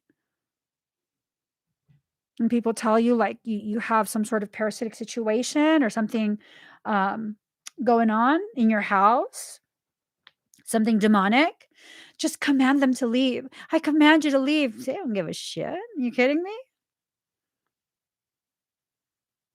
You kidding me? I go to do parasitic extraction, trademarked. I go to do a parasitic extraction. You know what happens? I take one look. You know this energy. You see me charging. I'm gonna fuck you up if you're still right there when I'm done charging. It's eviction day. I don't gotta explain shit. I'm not gonna ask you. I'm not gonna command. My energy is gonna let you know. I have a lot of built up aggression today. I'm gonna fuck your ass up. I can't do it to other human beings. I'm gonna do it to you.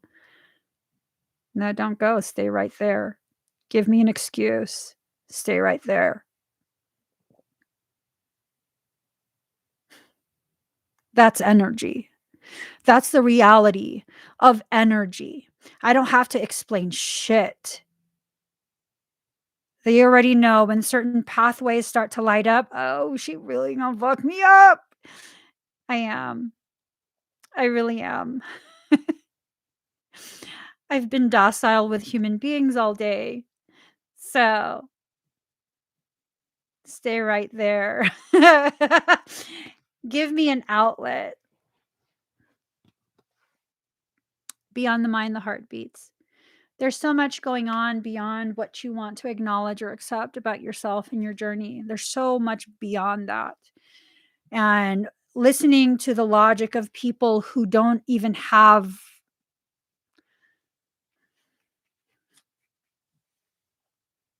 healthy logic. I'm just saying. I'm just saying. That's not going to help you. It's just not. Like, really, if you're going to command something to go, put it in these terms, okay? Real life situation, it's a beanie, okay? Someone's broken into your house and entered. They've entered into your home without your permission. What are you doing here? Please leave.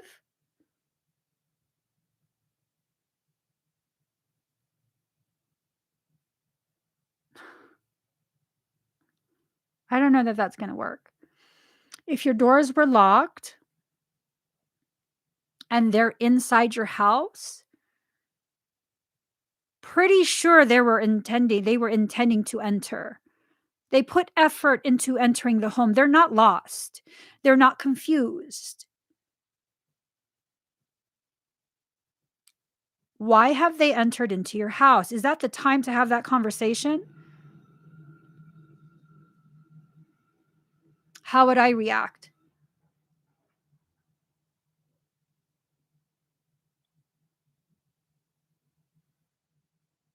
You're going to hear puto. Y'all know who puto is? Do y'all know who puto is? Puto is a Tavor X12, a 3-barrel semi-automatic shotgun bullpup.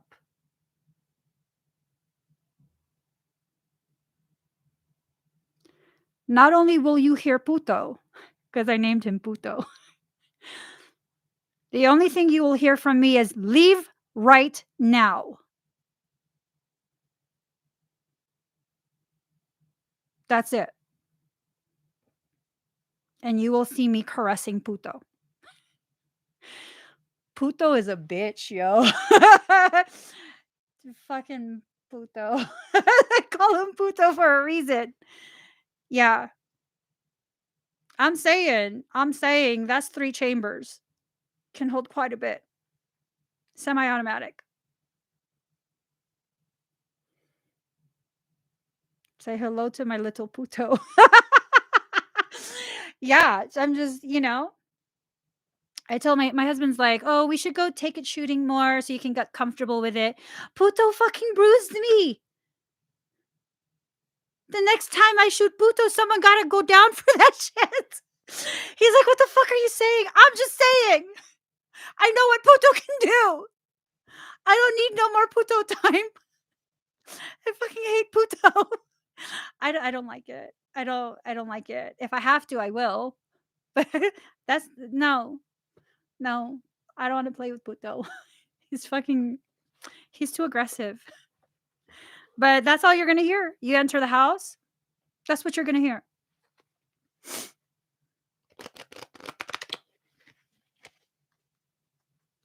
That's what you're going to hear. That's the energy. If I invite you in, no, you're not going to be greeted by Puto. You don't even know where Puto is. Puto's not social.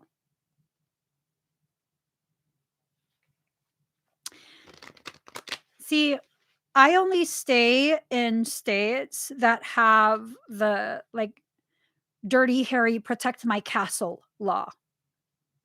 I will not stay in a state or a county where they don't honor the Second Amendment. I won't. I won't live there. Nope. I'll only live in counties that honor open carry or concealed carry.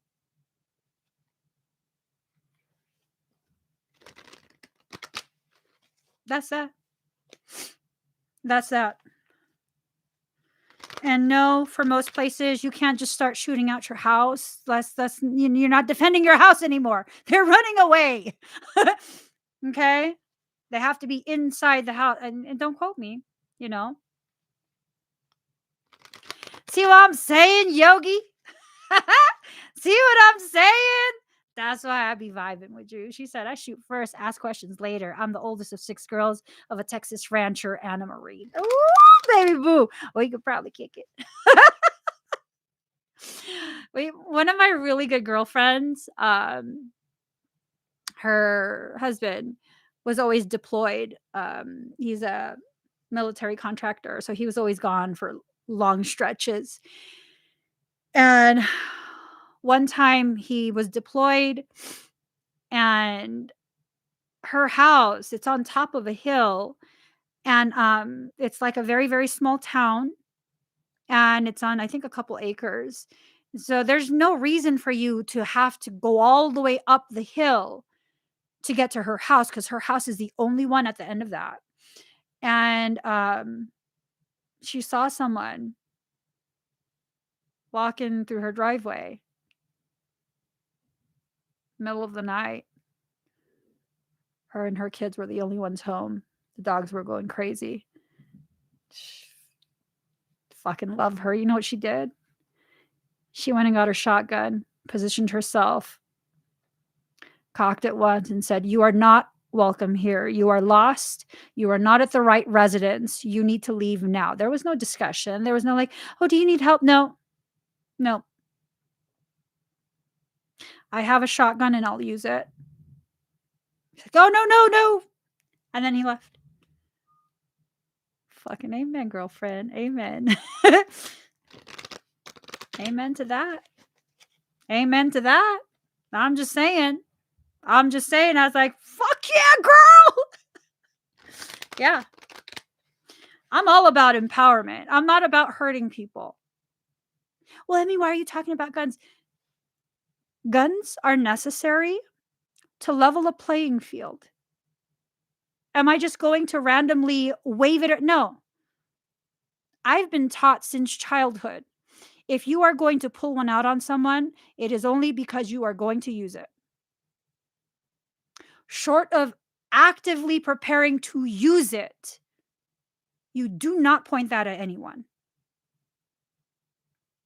You do not ever point that at anyone.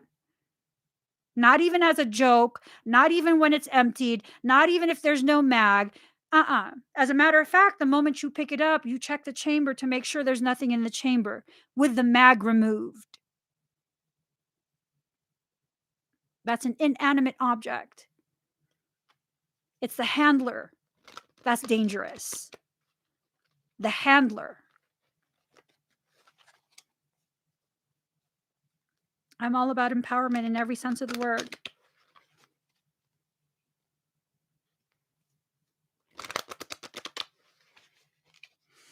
Every sense of the word. And it's not this sense of, I'm going to get to do that to defend myself and there's going to be no consequences. No, I'm very clear in my mind. If I do this, if I even point it at you, there's very real consequences.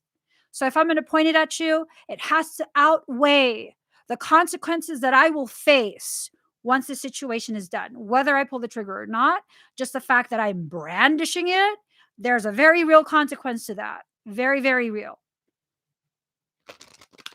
Very, very real.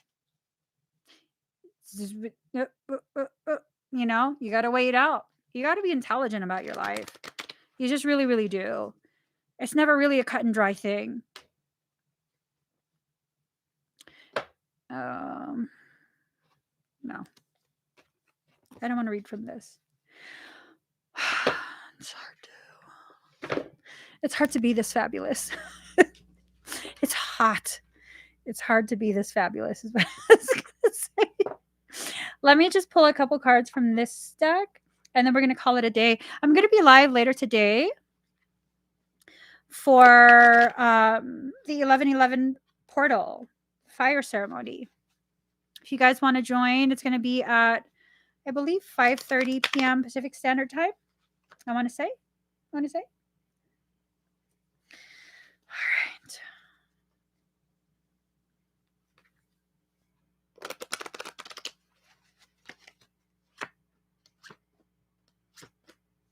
Okay.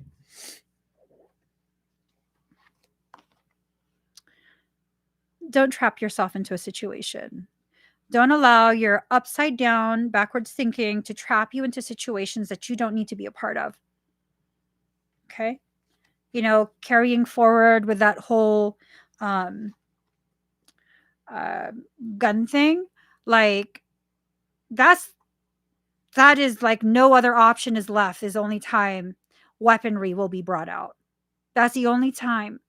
Okay? I don't think I'm badass because I know how to handle weaponry.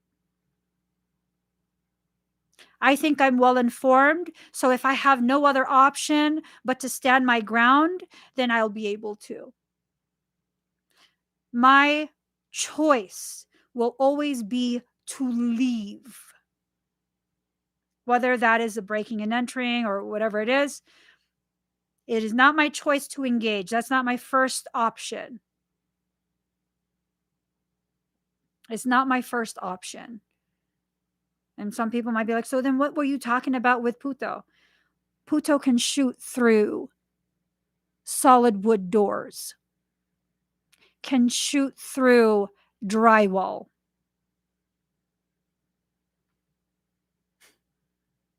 Do you think I need to engage you? I'm going to be yelling that through a bedroom door. I don't need to prove I'm a badass woman. Like, no. I don't need to prove anything. I just need to be safe and have the means to protect myself and my family.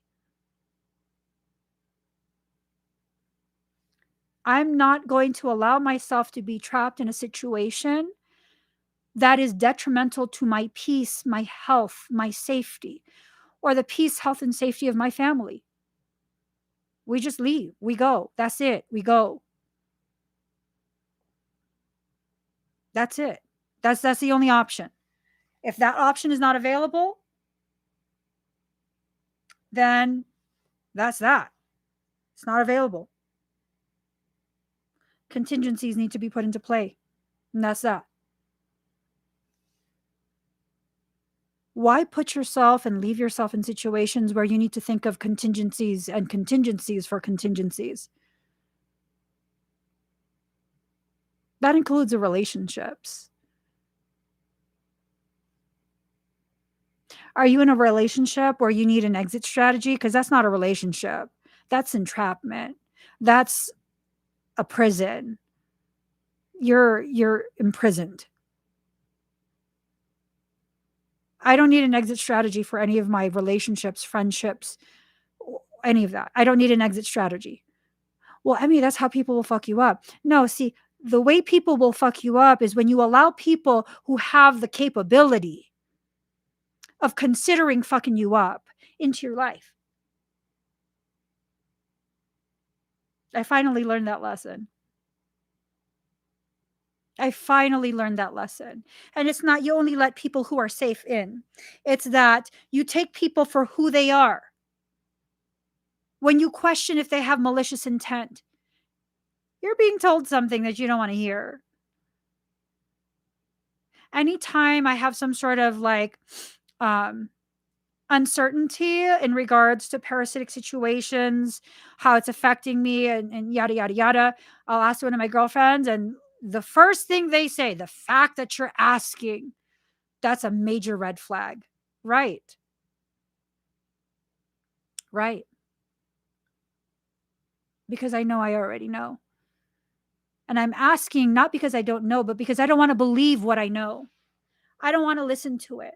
I don't want to believe it. Whether you want to believe it or not, people are who they actually are, not who you romanticize them to be. Michael says the inverse is true as well. People are who they actually are and not who you sometimes villainize them to be. I'm assuming he's talking about twin flame shit. I'm assuming he's talking about twin flame shit. Twin flame shit.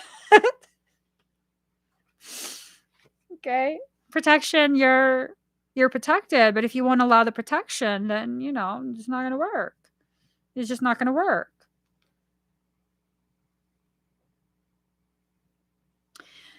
But see, saying your aura will handle it, it's got your back, is the equivalent of saying your house will protect you, it's got your back. The person has already entered. What's the house going to do? If you left your doors unlocked, the house won't protect you whatsoever.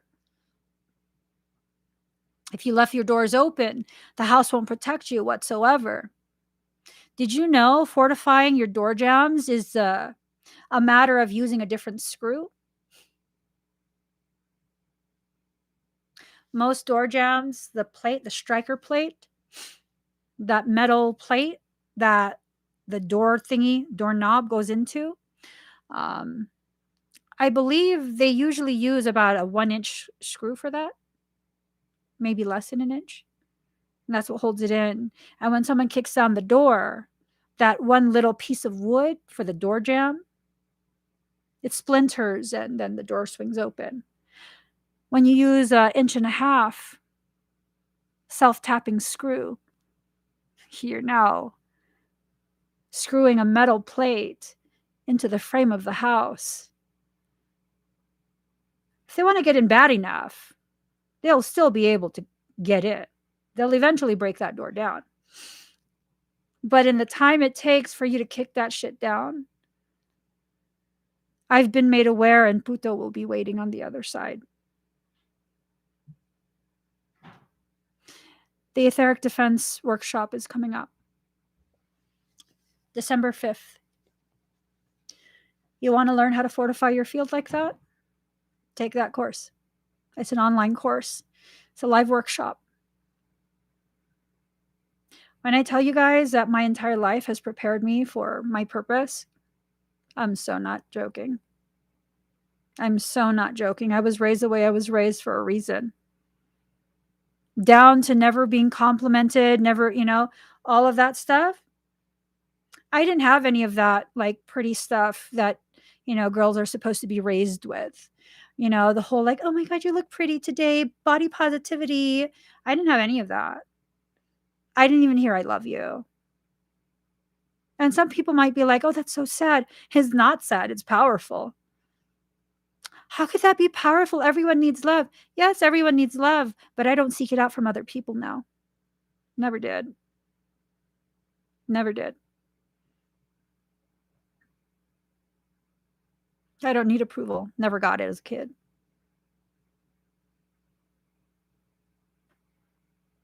Just never did. Oh, you don't approve? Join the line. Get in line. Nobody does, nor do I give a fuck. I don't care. I care about a lot of things. Your approval? Don't care. Don't care. Am I going to perform for compliments? Nope. Never got them as a kid. Really don't care. You're upset by something I did because I'm being me? Yep. Always had that. Yep. That's the norm. Who cares? I'm gonna still be me. I'm a good person. I don't go out of my way to hurt people. I pretty much don't ever retaliate. You're gonna have to deal with your feelings about me on your own terms. I'm not gonna be there for that. Yep. Sorry that I'm not sorry for existing. See, everything you've experienced in your life is preparing you for whatever purpose you're going to serve. What is that purpose? I don't know what the purpose is. I know my purpose is profound, but I don't know what it is. I don't know how it's going to unfold exactly the way it's supposed to unfold. I just know once it unfolds, that's it. You can't stop it anymore. And I'm approaching that event horizon. You really can't stop it at this point. Oh my God, that's so cocky. One of my siblings was like, "Hey, if you," I was asking him questions because he worked in the OR. He works in the OR. And I'm like asking him questions about certain things, and he's over here like, "If you were our other sibling," it cracked me up. He goes, "If you were our other sibling, I would tell you to put some Vagisil on it and stop being such a pussy." I was dead. I was just dead. Dead. Dead, dead, dead, dead, dead. I was cracking up so hard.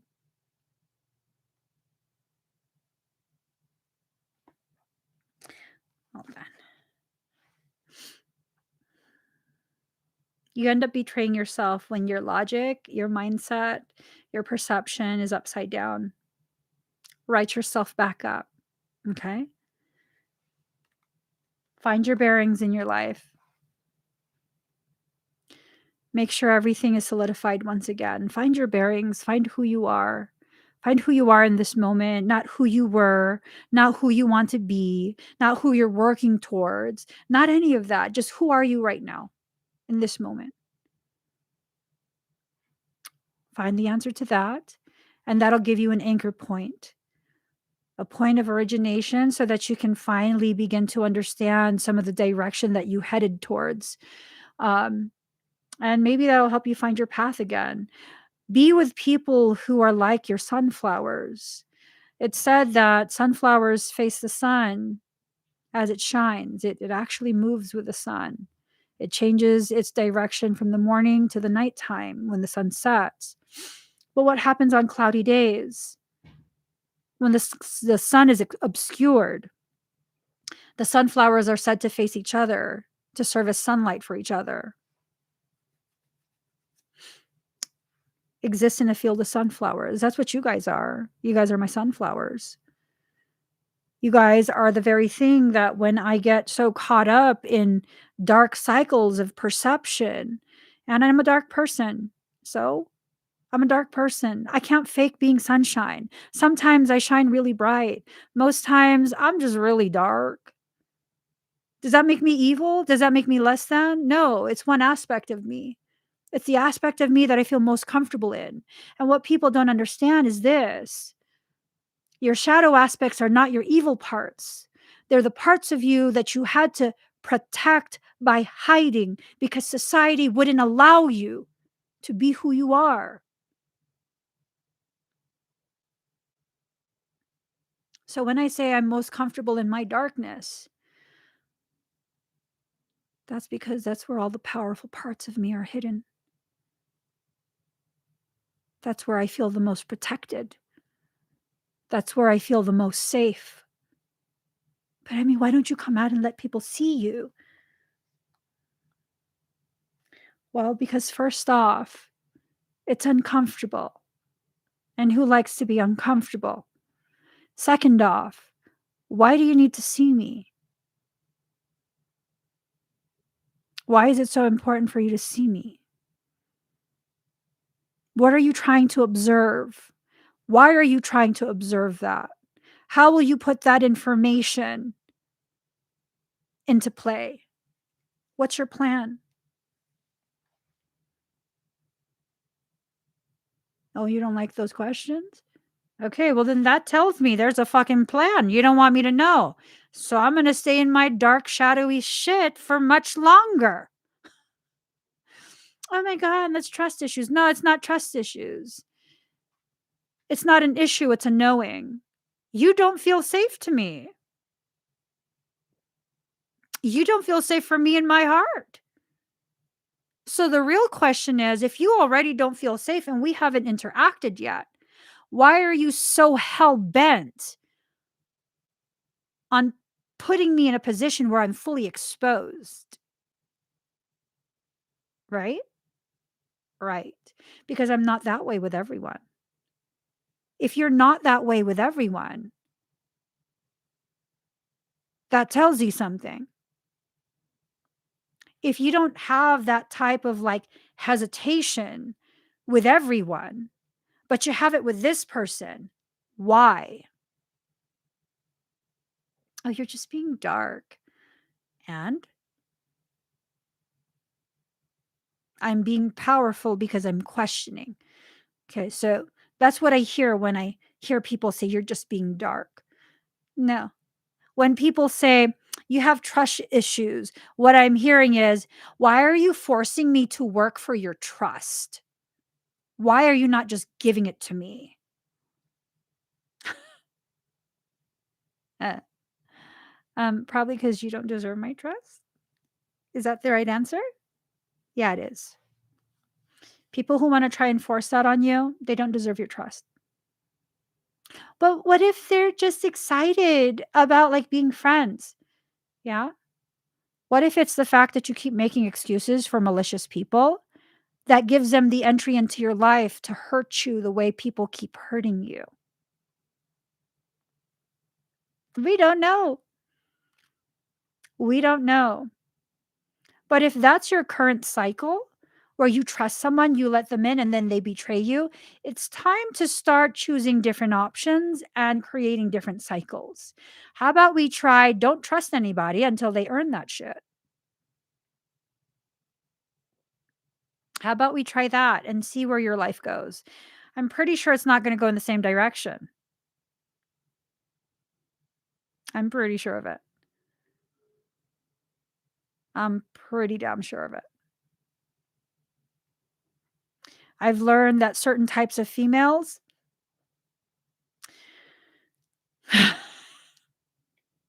Mm-mm. I've also learned that's not all females.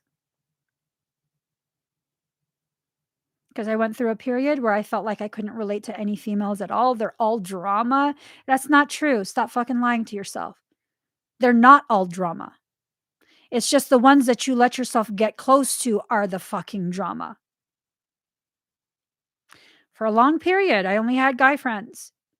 Why? Because girls are drama. Like, I don't get along with them. Okay. And then I went through a short period of being part of that fucking drama. Because for some reason, I thought it was okay to let the most drama fucking females into my life because I was going to love them into balance. You know, they just need someone to love them and see past that. No, they don't. No, they don't. They don't need that. They are who they are. And when I finished that, I went and found the middle ground, that beautiful sweet spot where I can recognize people are who they are. And if you're a dramatic female, like, you draw all sorts of, okay, I'm good. I'm good. I'm good. No, but it's everyone else that's being mean to me. I'm no, I'm just good. Um, yeah, bye. I'm good. I'm just good. And then I'm also done with saying that all females are like that. And when I got over both those cycles, I ended up realizing I actually have a group of women who have no drama, who are loving, who are very supportive, who are not there simply because I'm gonna try my build my business. You know what I mean? Like, I'm gonna have Emmie promote me, and being her friend, I get like free activations and stuff, and like I could message her at any time of the day, and like have work done, and no, they're not like that at all. And that's when I learned not all women are like that. That I can't make these blanket statements. I can't make a blanket statement that all women are drama and like that, and I don't get along with them. And I can't make a blanket statement that I'm the problem. Every situation and every connection is unique. So for someone's out there. Someone's out there waiting for an opportunity to return, looking for a way. I don't know if upside down duality. This is your inverse. Your inverse. So this is someone as celestial as you, as heavenly as you are.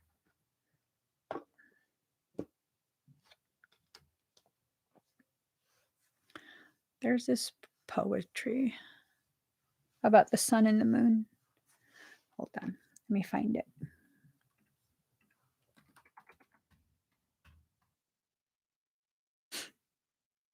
Let's see.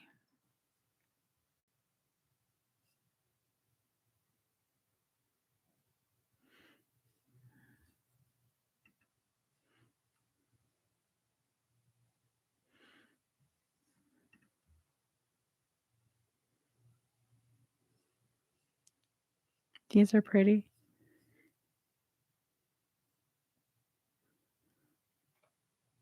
Oh, that's pretty. Sorry, I love poetry.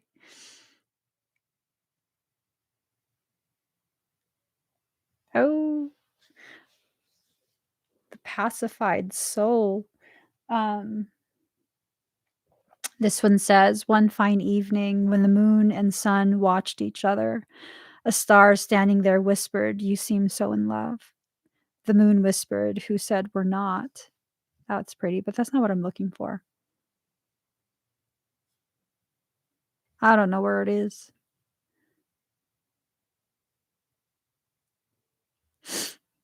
Okay, let me just not. I don't know where it is. So, yeah. Someone's expending a lot of energy on trying to figure out how to make this happen. I don't know. I don't know if it's something that should happen, shouldn't happen. I don't know. It's hard to say. But I do know that you have to start making some changes within yourself and your life, or else it's not going to end good. You're going to be miserable, and then you're going to wonder why. You're not going to understand why you feel the way you do.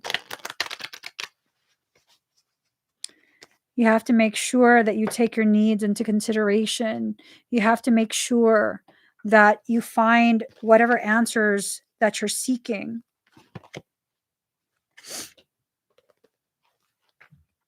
All right, final poetry. I wasn't going to read it, but I guess. Card number 24, Resplendent with Grace. Greetings from my heart to you who are always with me. Hidden inside is the heart. You are the compass of my life. My course is your way no matter where I go. You exist everywhere and in everything, always watching over us. My soul brightens in the darkness when I speak your name. Far beyond the body, there is an opening from my heart into yours. Through that opening, I send you secret messages like the moonlight. I polish the mirror of my heart to be your reflection. I make my ear the receiver for the tenderness of your words. You are in the ear. You are in the mind. You are in every burning heart. What am I saying? You are I. This is the way to describe you. Your divine grace clothes me in robes of sky blue and blood red, as a shimmering galaxy of compassion within the field of which no being is excluded. The darkness of night is illuminated, and all creatures are bathed in the fine golden hue of your presence. There's only one. There is only beauty beheld now, for there is nothing that's not of your artistry, of your divine hand, generous with its grace. Is it difficult to see your magnificence? Without a mirror the size of a galaxy, how could you possibly witness all that you are? You must just catch glimpses of your truth now and then. If you could see yourself as I see you in all your glorious fullness of being, you are clothed in robes of grace, so light and freeing that they do not weigh you down, and yet so luscious and full that you cannot help but stir the movement of all of creation as you step this way and that. Of course, it matters not to grace whether you see or do not see, for grace simply is, without witnessing being required. Yet you might live rather differently, my beloved, should you realize you are not only worthy of grace, but actually dripping with it, saturated with divine presence so rich it leaks out of you and causes sunlight to pool at your holy feet. Yes, you are resplendent in holiness and sanctity. Should you come to know this as I do, you would take each step with awe and reverence. You would decide that not a thing in your world could be classed as mundane, and decide with bold fervor that you are living in godliness and must create your world through choices that honor love.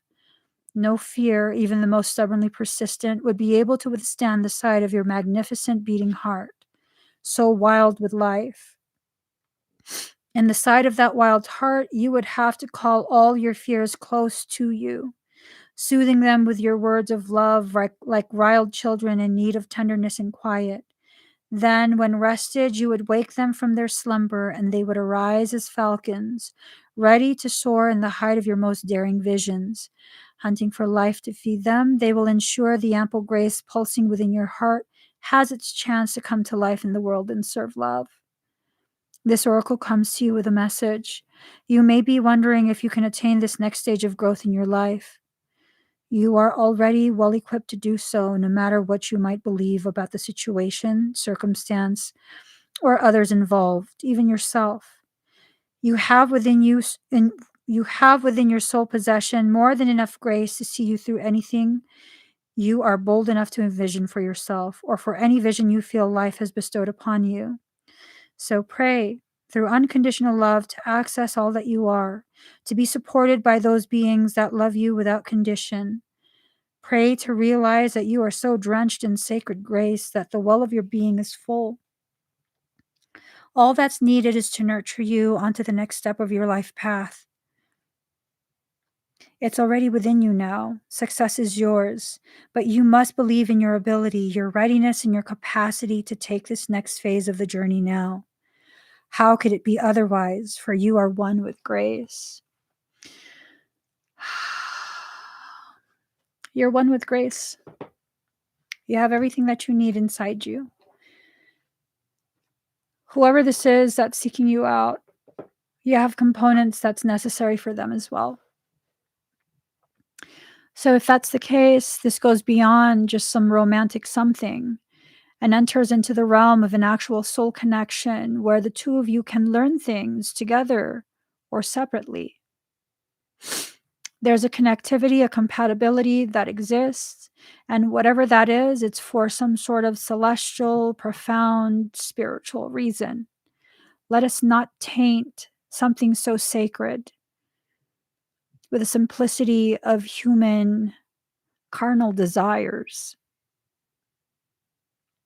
For some, there's a person that exists that has work to do with you. And this is work that will benefit the totality of the human collective consciousness. The depth and the height of the profoundness of that statement cannot be lost. Remove the sexual component and see the truth of what this connection is. If there is work to be done, the work must be done. And if it cannot be completed, I hate to say this, that's not an option. That will not be sanctioned. So just think on some things, okay? I'm going live later today. I don't know the time. I think it's at either 4:30 or 5:30 Pacific Standard Time. I'm going to do a fire ceremony. I'm going to be doing expedites. I hope you guys can come. It's going to be on this channel. If you'd like to have energy work done, just go to the link in that live stream and you'll be able to get that. Give this video a thumbs up. If you haven't already subscribed, please do subscribe, turn on that notification bell, and join me when I'm live. I'll see you guys again later today. It's the 1111 portal. Bye, guys.